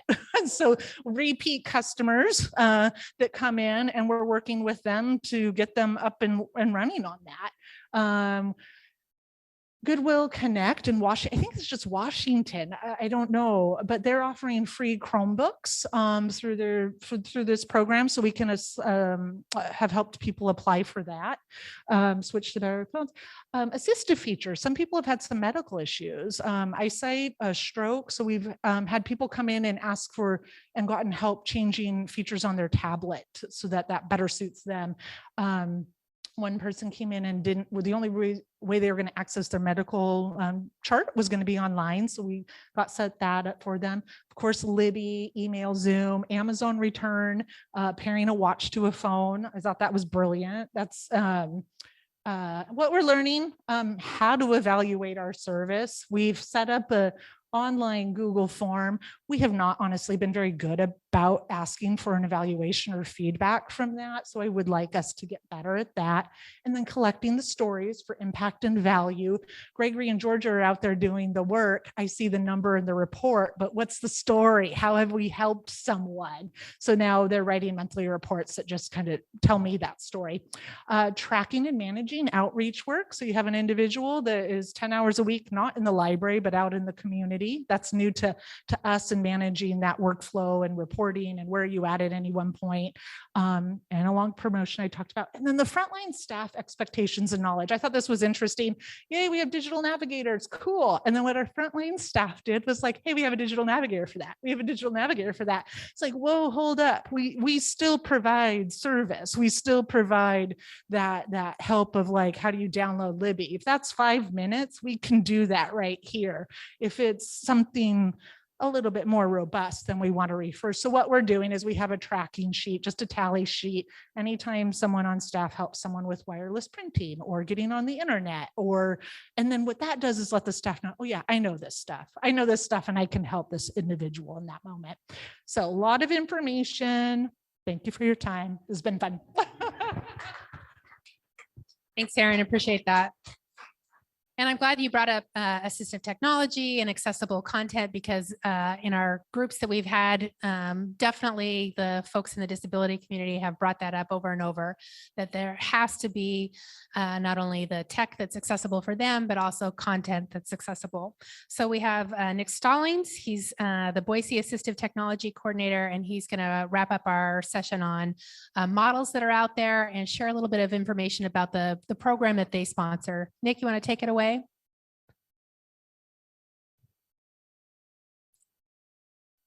Absolutely. Here, I apologize. I want to make sure I share the same screen. I went ahead and I did a PowerPoint for you guys real quickly. So hello, hopefully you guys can hear me all okay. All good. Yeah, you sound great. Thanks. Wonderful. All right. So yeah, my name is Nick Stallings. I'm with the Idaho Assistive Technology Project. And I have to say I'm absolutely thrilled to be a part of this. It sounds like there are some great things going on in Idaho that I wasn't aware of that would mesh absolutely perfectly with what we've already got going at the Idaho AT Project. The AT Project is with the University of Idaho. So I'm down here in Boise at the U of I Water Center. That's where I'm located. We have 3 different locations, but it's through U of I. It's a grant, essentially a federal grant that we house. I'll talk a little bit about that. And I'm the Boise AT coordinator, so I wear a couple of hats down here. But first, I'll go ahead and move along. So like when we're talking about assistive technology, we're talking about any item, piece of equipment, software program, product that is used to increase, maintain, or improve the functional capabilities of persons with disabilities. That's what we're talking about with AT. And so some of our projects, I've got them here, and I didn't want to take up too much time, but I figured I'd do the bug in the air, talk about how it's going to align with the Idaho Commission for Libraries task. So we're funding, we get money from the AT Assistive Technology Act, which goes all the way back to 1974 Rehabilitation Act. We also leverage funding from the State Department of Education. So we have the Idaho SESTA, Special Education Support and Technical Assistance. Here, let's start this. The laser pointer here. So yeah, Idaho SESTA there. And that's what we do is AT consultations for individuals, for school teams, to looking for what assistive technology might be helpful for an individual in schools, in their lives, anything across the board. Part of that is that we house a lending library. And so we have one here in Boise. We contract with some people over in Idaho Falls with Life Inc. We also have one in Moscow and up in Coeur d'Alene. And so this is free to all Idahoans. Doesn't cost you anything but time. And what we do is we provide AT loans, lending library loans, much like a library. Generally, we do 30-day loans, but that usually never ever works out in that regard.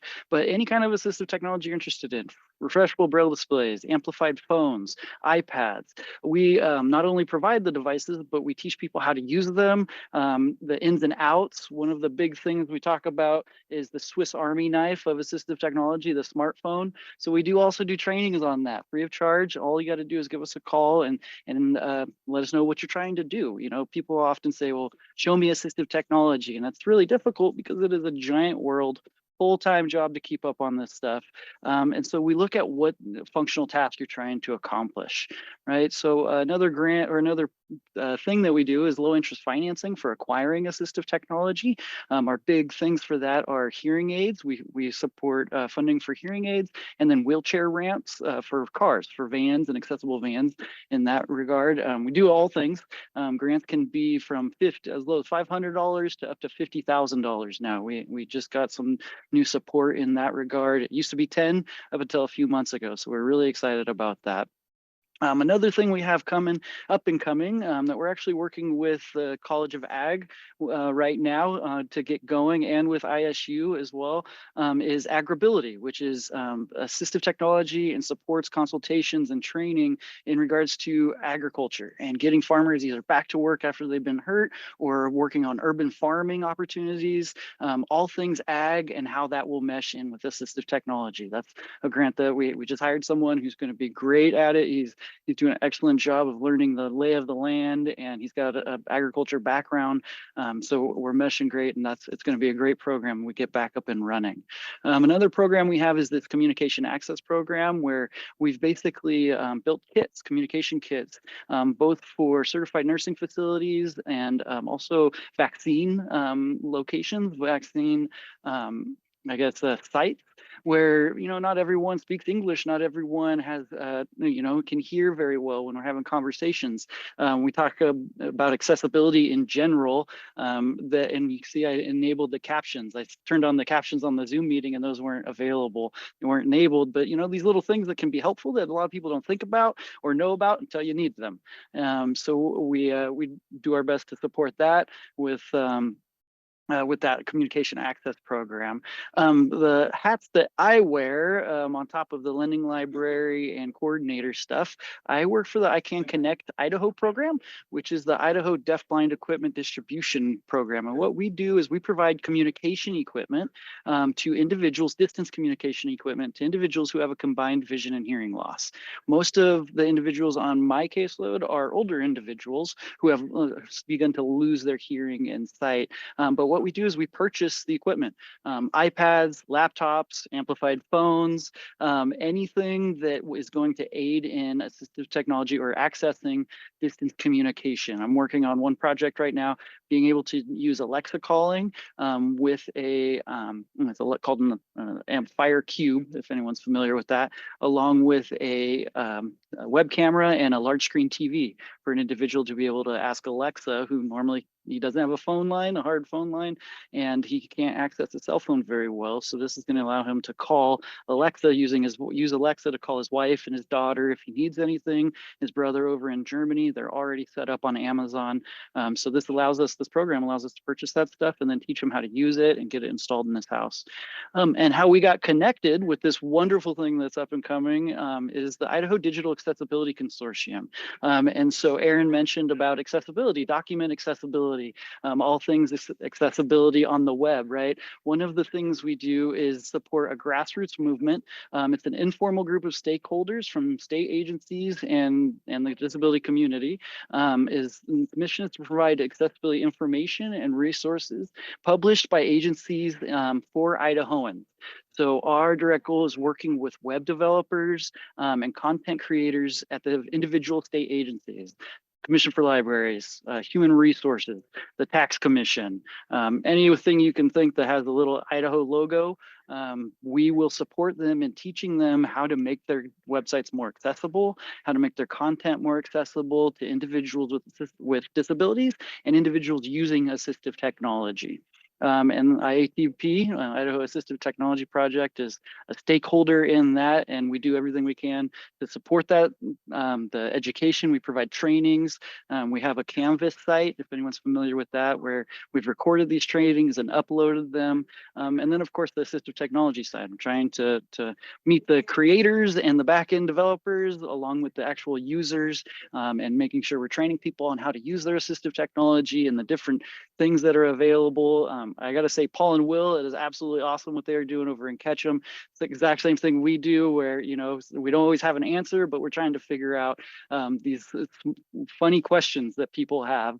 Ours is just a little bit more focused with that assistive technology side of things. So quick contact info for me. You can find, I'm down here in Boise, like I said, at the Idaho Water Center, 322 East Front Street. You can also go to idahoat.org, where we have a lot of more information. It's all the info about our projects.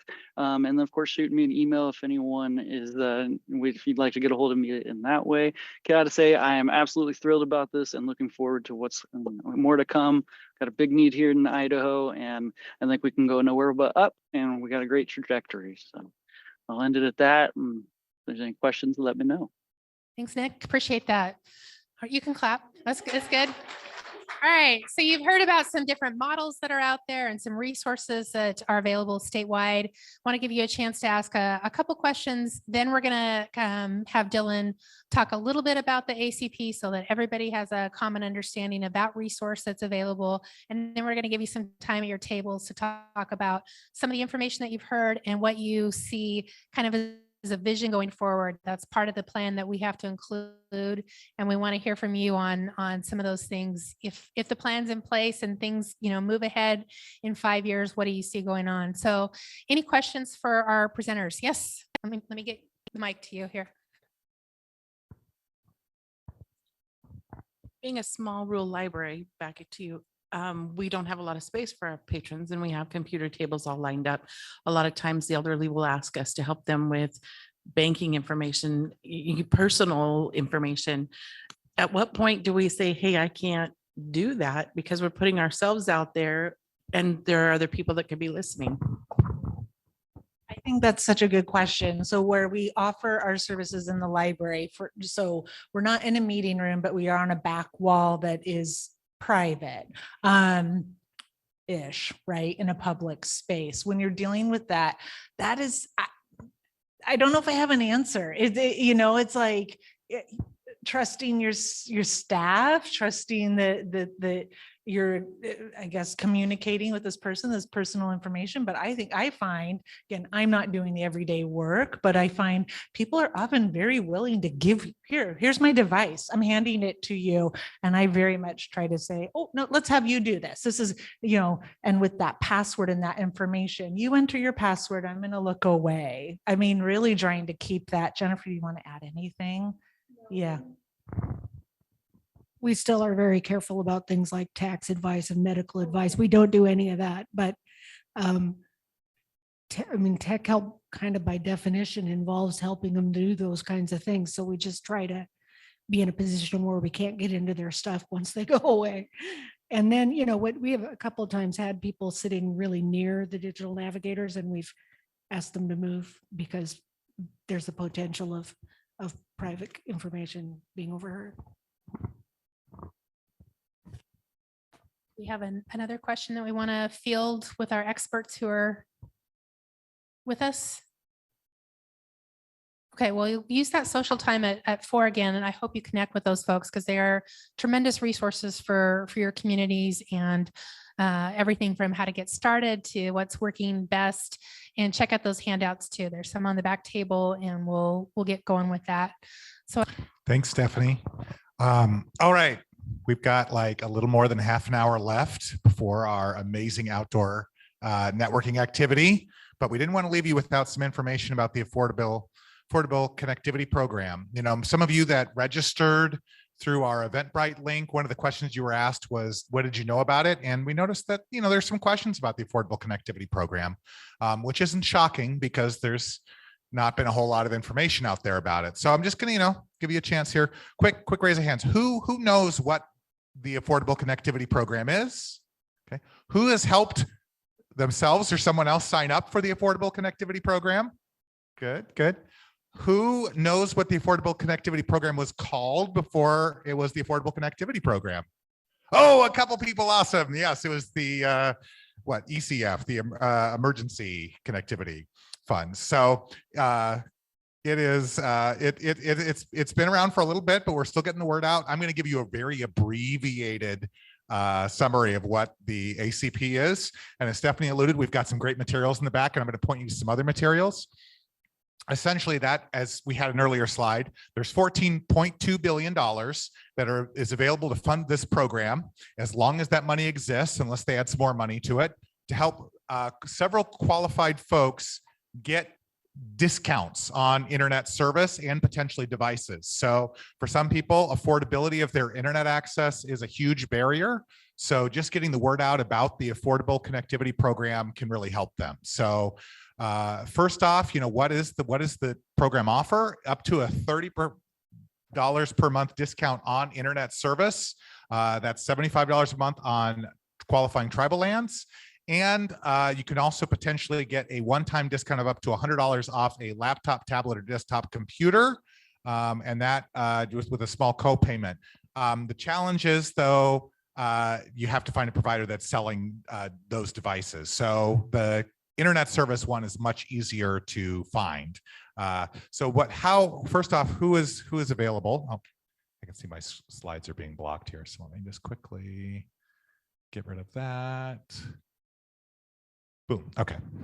And so the Affordable Connectivity Program, there's a few different ways folks can qualify.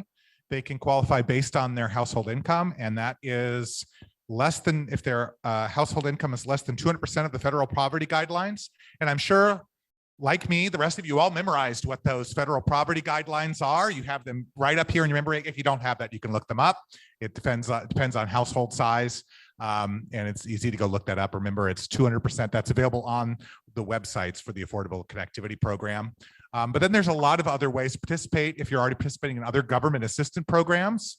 And the next slide goes into the whole list of those, but you can see some of them listed out there. Maybe the person's already participating in the federal Lifeline program. That's a universal service fund program that provides discounted internet service. So if they're already doing that, they're eligible for ACP. And then if they, participating internet providers may have their own existing low income programs. But really, I find probably the easiest ways for folks to know if they qualify is if they're already participating in one of those programs. And here's a long list of all those government assistance programs folks might already qualify, be participating in, and then can get that $30 off their internet service from a qualifying provider. Now, the important thing to remember is, how do you get this? There are 2 steps to qualify to actually enroll in the ACP. The first is going to affordableconnectivity.gov and filling out the online form or downloading the mail-in form. And then the second is you have to then go to a participating provider. And on that affordableconnectivity.gov site, it will tell you who participating providers are in Idaho and specific zip codes. So, okay, that's the real nutshell is 2 steps. You got to go sign up on the affordableconnectivity.gov, got to take them there, and then you got to get them through a participating provider. So what resources exist out there to help you spread the word about the ACP? First off, the FCC has made a whole bunch of marketing materials available on their website in English and Spanish, a variety of different flyers and social media graphics. Those are all available at that affordableconnectivity.gov community resources. And you can also, the FCC is more than happy. They have put some money behind a little bit of outreach now, but they're still working on getting it out there. They're happy to send you a bunch of those marketing materials. So you can download them, print them yourself, but maybe you want to get 1,000 of them and canvass your whole neighborhood or with those. And in that case, you can reach out to ACP support at usac.org or call them. They are more than happy to ship you a whole bunch of those. It might be a couple of weeks, but they'll ship you whatever of their materials that already exist, and you can see what those are on that community resources website. The other thing that the FCC is happy to do here is with their outreach team is they will do virtual presentations about the ACP. We had one for our Idaho Commission for Library staff last month. They did an amazing 1-hour presentation. It was very engaging. And they have Chantel there at the FCC gave us a great presentation, answered our questions. They're happy to do that for any group virtually. So if you want to get a group of folks together just to learn about the ACP and how you can promote it, and you don't want to just have the 5 or 10 minutes you're getting from me, but a whole hour or whatever amount of time, they are happy to do that for you for free. You just reach out to ACP speakers at fcc.gov. And then there are some other materials. So maybe you don't want to wait for the FCC to mail you some stuff. Maybe you don't want to go print yourself some stuff. We have a table there in the back. Grab some stuff. We have a whole bunch of materials that we have purchased, made available. Also go on to our website, lilymaterials.libraries.idaho.gov/ACP. We have materials you can order. We'll ship to you for free. It'll probably be faster than the FCC. I'll guarantee it. And we don't maybe have the variety that they do at the FCC, but we have quite a few materials we can ship out to you. We also have some great yard signs, also, I believe, back there, and some tabletop roll-up signs. You can maybe get some here. We're also going to have them at the library conference going on this week. Another great way to promote the ACP. And I think that's my very quick abbreviated version of the ACP. You probably still have questions. So I'm advising you to either ask us later, any ICfL staff, because they were all in that amazing presentation we got about the ACP. So quiz them on it. Let me know if they don't immediately answer your, no, I'm just kidding. We won't test all our ICfL staff on ACP knowledge. But certainly ask any of their staff. They can help you. They can help you find out, or just go to affordableconnectivity.gov. There's also some other great outreach materials there. You can also sign up to be on their email list, which is very helpful. The ACP will then tell you if they put more materials out there or have more opportunities. So with that, I think you've heard enough from me, and I'm going to kick it back over to Dina to help walk you through a fun visioning exercise before we wrap up for the day. Thanks, Dina. Thank you, Dylan. All right. On your tables is something that looks like a blank piece of paper, but it's not. It's the handout that we're going to use for our next activity. So go ahead and everyone grab one of the blank pieces of paper, please. And as Stephanie alluded to, one of the things that we would really like your help with is figuring out, what do we want the future to look like? Futures thinking is something that a few of us at the commission have been getting trained on and trying to incorporate into a number of the trainings that we do. And one of the things that you do in futures thinking is you figure out what your preferred future is, and then you come up with some steps to get you there. So, hey, that sounds like a strategic planning process to me if I've ever heard one, right? So what I'd like you to do, did you leave me the clicker? Or oh, thanks, Dylan. Yay. So I want you to imagine the world 5 years from now. Take a trip 5 years down the road with me. Hopefully that's not too hard to imagine. I mean, you can do this 100 years from now, but that's a little hard to imagine. What does the digital equity, inclusion, and access landscape look like in Idaho? So take a few seconds to write down. It can be words. If you want to draw a picture, cool. Think about who some of the people are that might be involved in that. So maybe it's from your personal perspective. How are your activities in this area going to be different 5 years from now?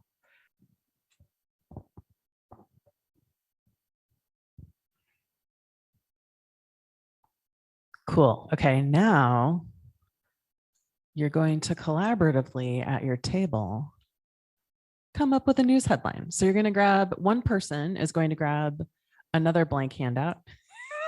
So get a fresh piece of paper. One person at your table, decide. So what you're going to do is you're going to write a headline. And I say a big piece of paper, but it's all relative. That is a bigger piece of paper than maybe another piece. And I want you to maybe pull some of the ideas that you've written around the table. So think about adding, like, is there a name of someone who would be interviewed in whatever this news article is? Who would that person be? Is there maybe a quote? What would a quote be that you would pull from the headline? Feel free to draw a picture or write words that would describe a picture if you're not feeling super artistic today. And think about, how would the article be read or consumed or shared? So bare minimum, I'd like you to come up with a headline that talks about what 5 years from now the digital inclusion landscape is going to kind of look like in Idaho. I'm hearing more laughter here in the room than crying, so I think that's good. I'm seeing more smiling than, like, I don't see any tears, so I think that's a positive outcome. So let's bring it back together and end conversation at the tables. And what I'm going to do is I'm going to hand it over to Jen, because there's some great stuff that they've been chatting about online. So Jen, what's up in your neck of the woods? Well, in my vision of the future, the algorithms know what kind of headlines we want to read and what our news preferences are. And so all of those will have to kind of be like a choose your own adventure. So when they write them, they're going to have to account for different types of people reading the headlines and what types of headlines they want to read. So it could read something like, today's digital landscape in Idaho is bleak / blah / bright due to awesome or awful broadband access or availability. I love it. It makes me think of, it's like Mad Libs, but with headlines. I know. I mean, that's also terrifying at the same time, but We do have one that's a little bit more. okay. What's another one you got? Sorry, you all. I'm very tired, and that's where my brain went. So Nicholas says the headline that he shared would be, "Come as you are, Idaho's digital access initiatives are thriving and more accessible than ever." Nice. Thanks, Nicholas. Thanks, Nick. That was a good one. I love it. Nice. Thanks, Jen. All right. Who wants to share a headline? We had the brave folks online. I will call on tables if you don't volunteer. Just saying. Yes. Wait, here, let's get you a microphone.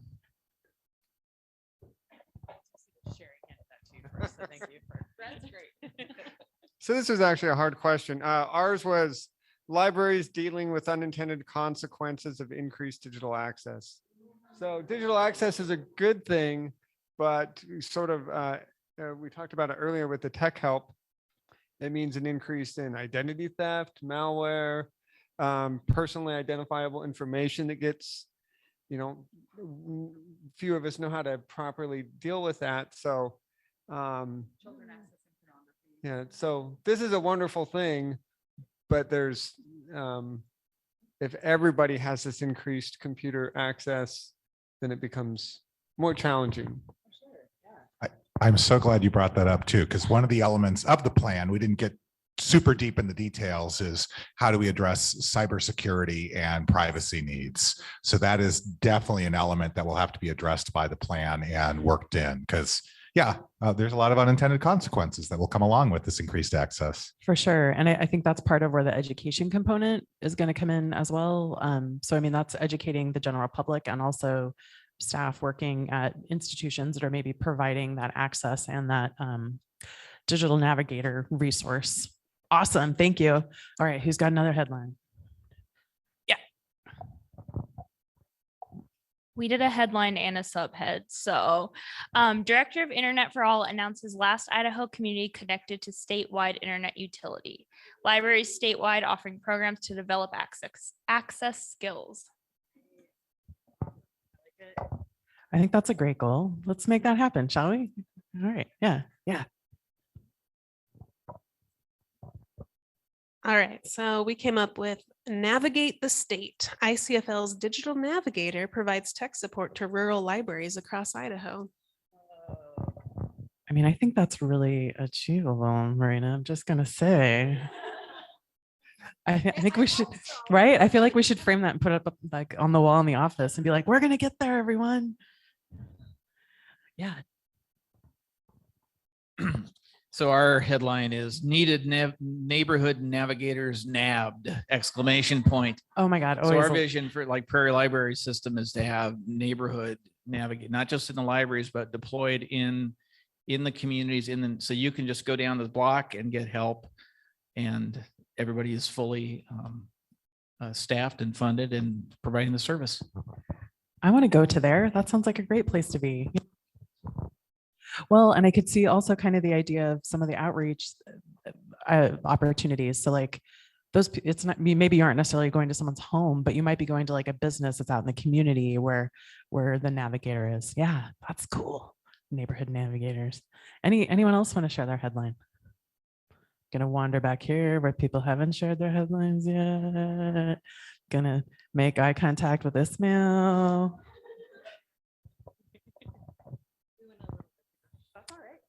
So ours says Idaho has become the land of all languages due to the amount of accessibility you can get without actually needing to talk to somebody.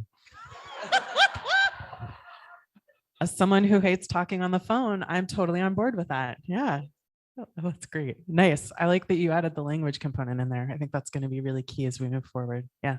Yeah. Leanne, thank you. So our table didn't actually agree on a headline because we were too busy talking about lots of other things, including a lot of C words. So collaborative, cohesive, costs, controversies. one of the topics was that not all of us want to always be connected. So maybe our headline could be, I'm on a mountain, leave me alone. That's a really good point. So the C word that came to mind when you said that to me was customization, right? So how can you customize all these options to what is best for you in this moment? And also that's going to change potentially as your life circumstances change, right? Did we get everyone? Did I forget anyone? Just saying. We can share. We also disagreed though. I came on super optimistic and everyone else at my table disagreed with me. So I'll say theirs first because bad news first. It's not really bad news, but the headline was Idaho finally provides support to serve unserved communities. And mine was a little bloggy, clickbaity. From here, you can go anywhere. 5 reasons to live and work in Idaho. And they would list out all like remote work, e-learning, starting e-commerce business, that kind of stuff. And it also just happened to be the University of Idaho tagline many years ago. Complete coincidence, I'm sure. Yes. Anyone else? No? All right. Awesome. Those are great headlines, y'all. So if you don't mind leaving those on your table, if you do have a desire to take them with you, I encourage you to maybe take a picture with your smartphone if you have one. And if you don't have your smartphone, maybe scribbling your headline down on a piece of paper you are going to take with you. Thanks for helping write the future. Let's figure out how to get there. Yeah, I'm going to hand it back over to Dylan.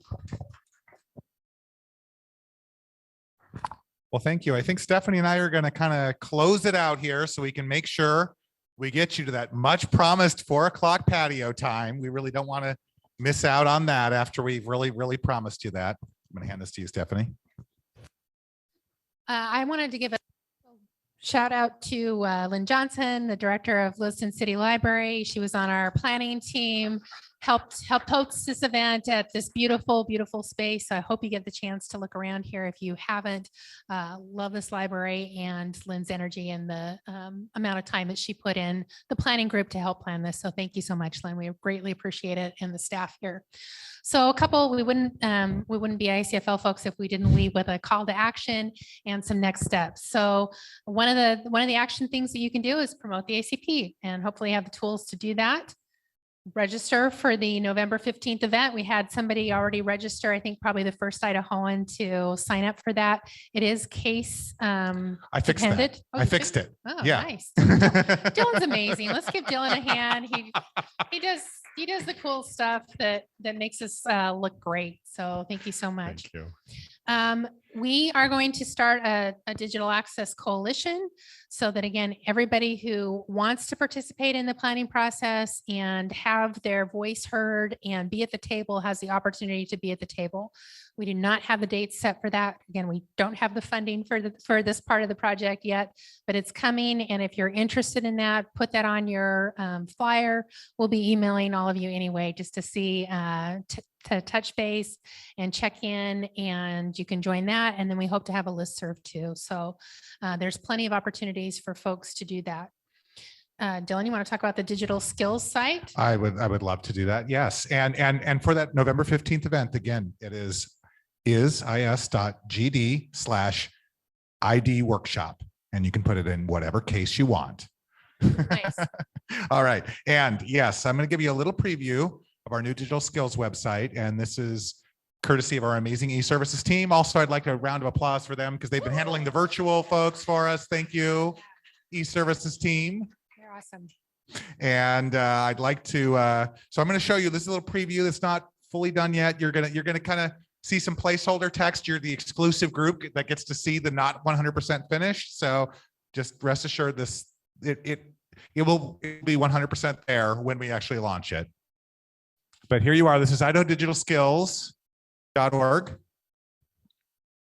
And yeah, this is where we're going to be putting a lot of our digital skills, digital literacy training will be available soon. And then we know that that people learn in a social environment, and having those people like Aaron mentioned, is and Paul in Ketchum, that's crucial elements too. So this may be train the trainer kind of information. It may be for community members and library staff and extension folks to upskill their skills and then pass that along to folks who may need that extra support level. So trying to provide more resources statewide to help folks who are kind of at that basic level and beyond.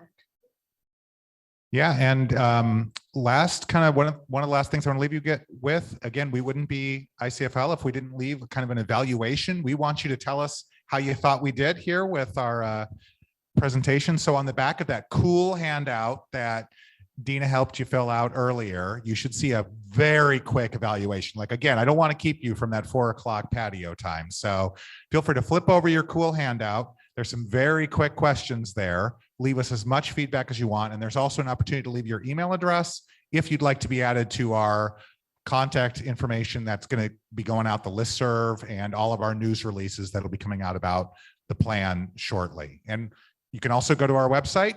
We have a plan webpage up there. You can go check that out. We'll have more information coming soon, a way to subscribe to updates, a way to send us more information. And as you can see here, here's contact information. And I'd like to, if we could just give a quick round of applause for all the ICfL staff who made this possible. Stephanie, Dina, myself, eServices, Jen, lots of people, Amelia out there on the registration table. And a round of applause all for yourselves as well, because being here for 3 hours in the afternoon, committing to this, it's been great. So Stephanie, I'll hand it back over to you for anything else. Yeah, I just again wanted to thank everybody for taking the time. If you want to schedule a one-on-one session with Dylan or myself to talk more about barriers and assets that you have in your community, if you want to get a coalition started in your county or city and need extra support, please reach out to us anytime. This is what we're passionate about. This is what we're going to be focused on for the next year. And we look forward to working with all of you. Please do stick around, look at this amazing rooftop area that Lynn and folks have developed. We've got lots of non-alcoholic beverages that we're putting out there, lots of food, and I hope you take the time to meet a few new people today, talk about your passion for digital access and how we can work together in the next 5 years to make this come true. So thank you so much.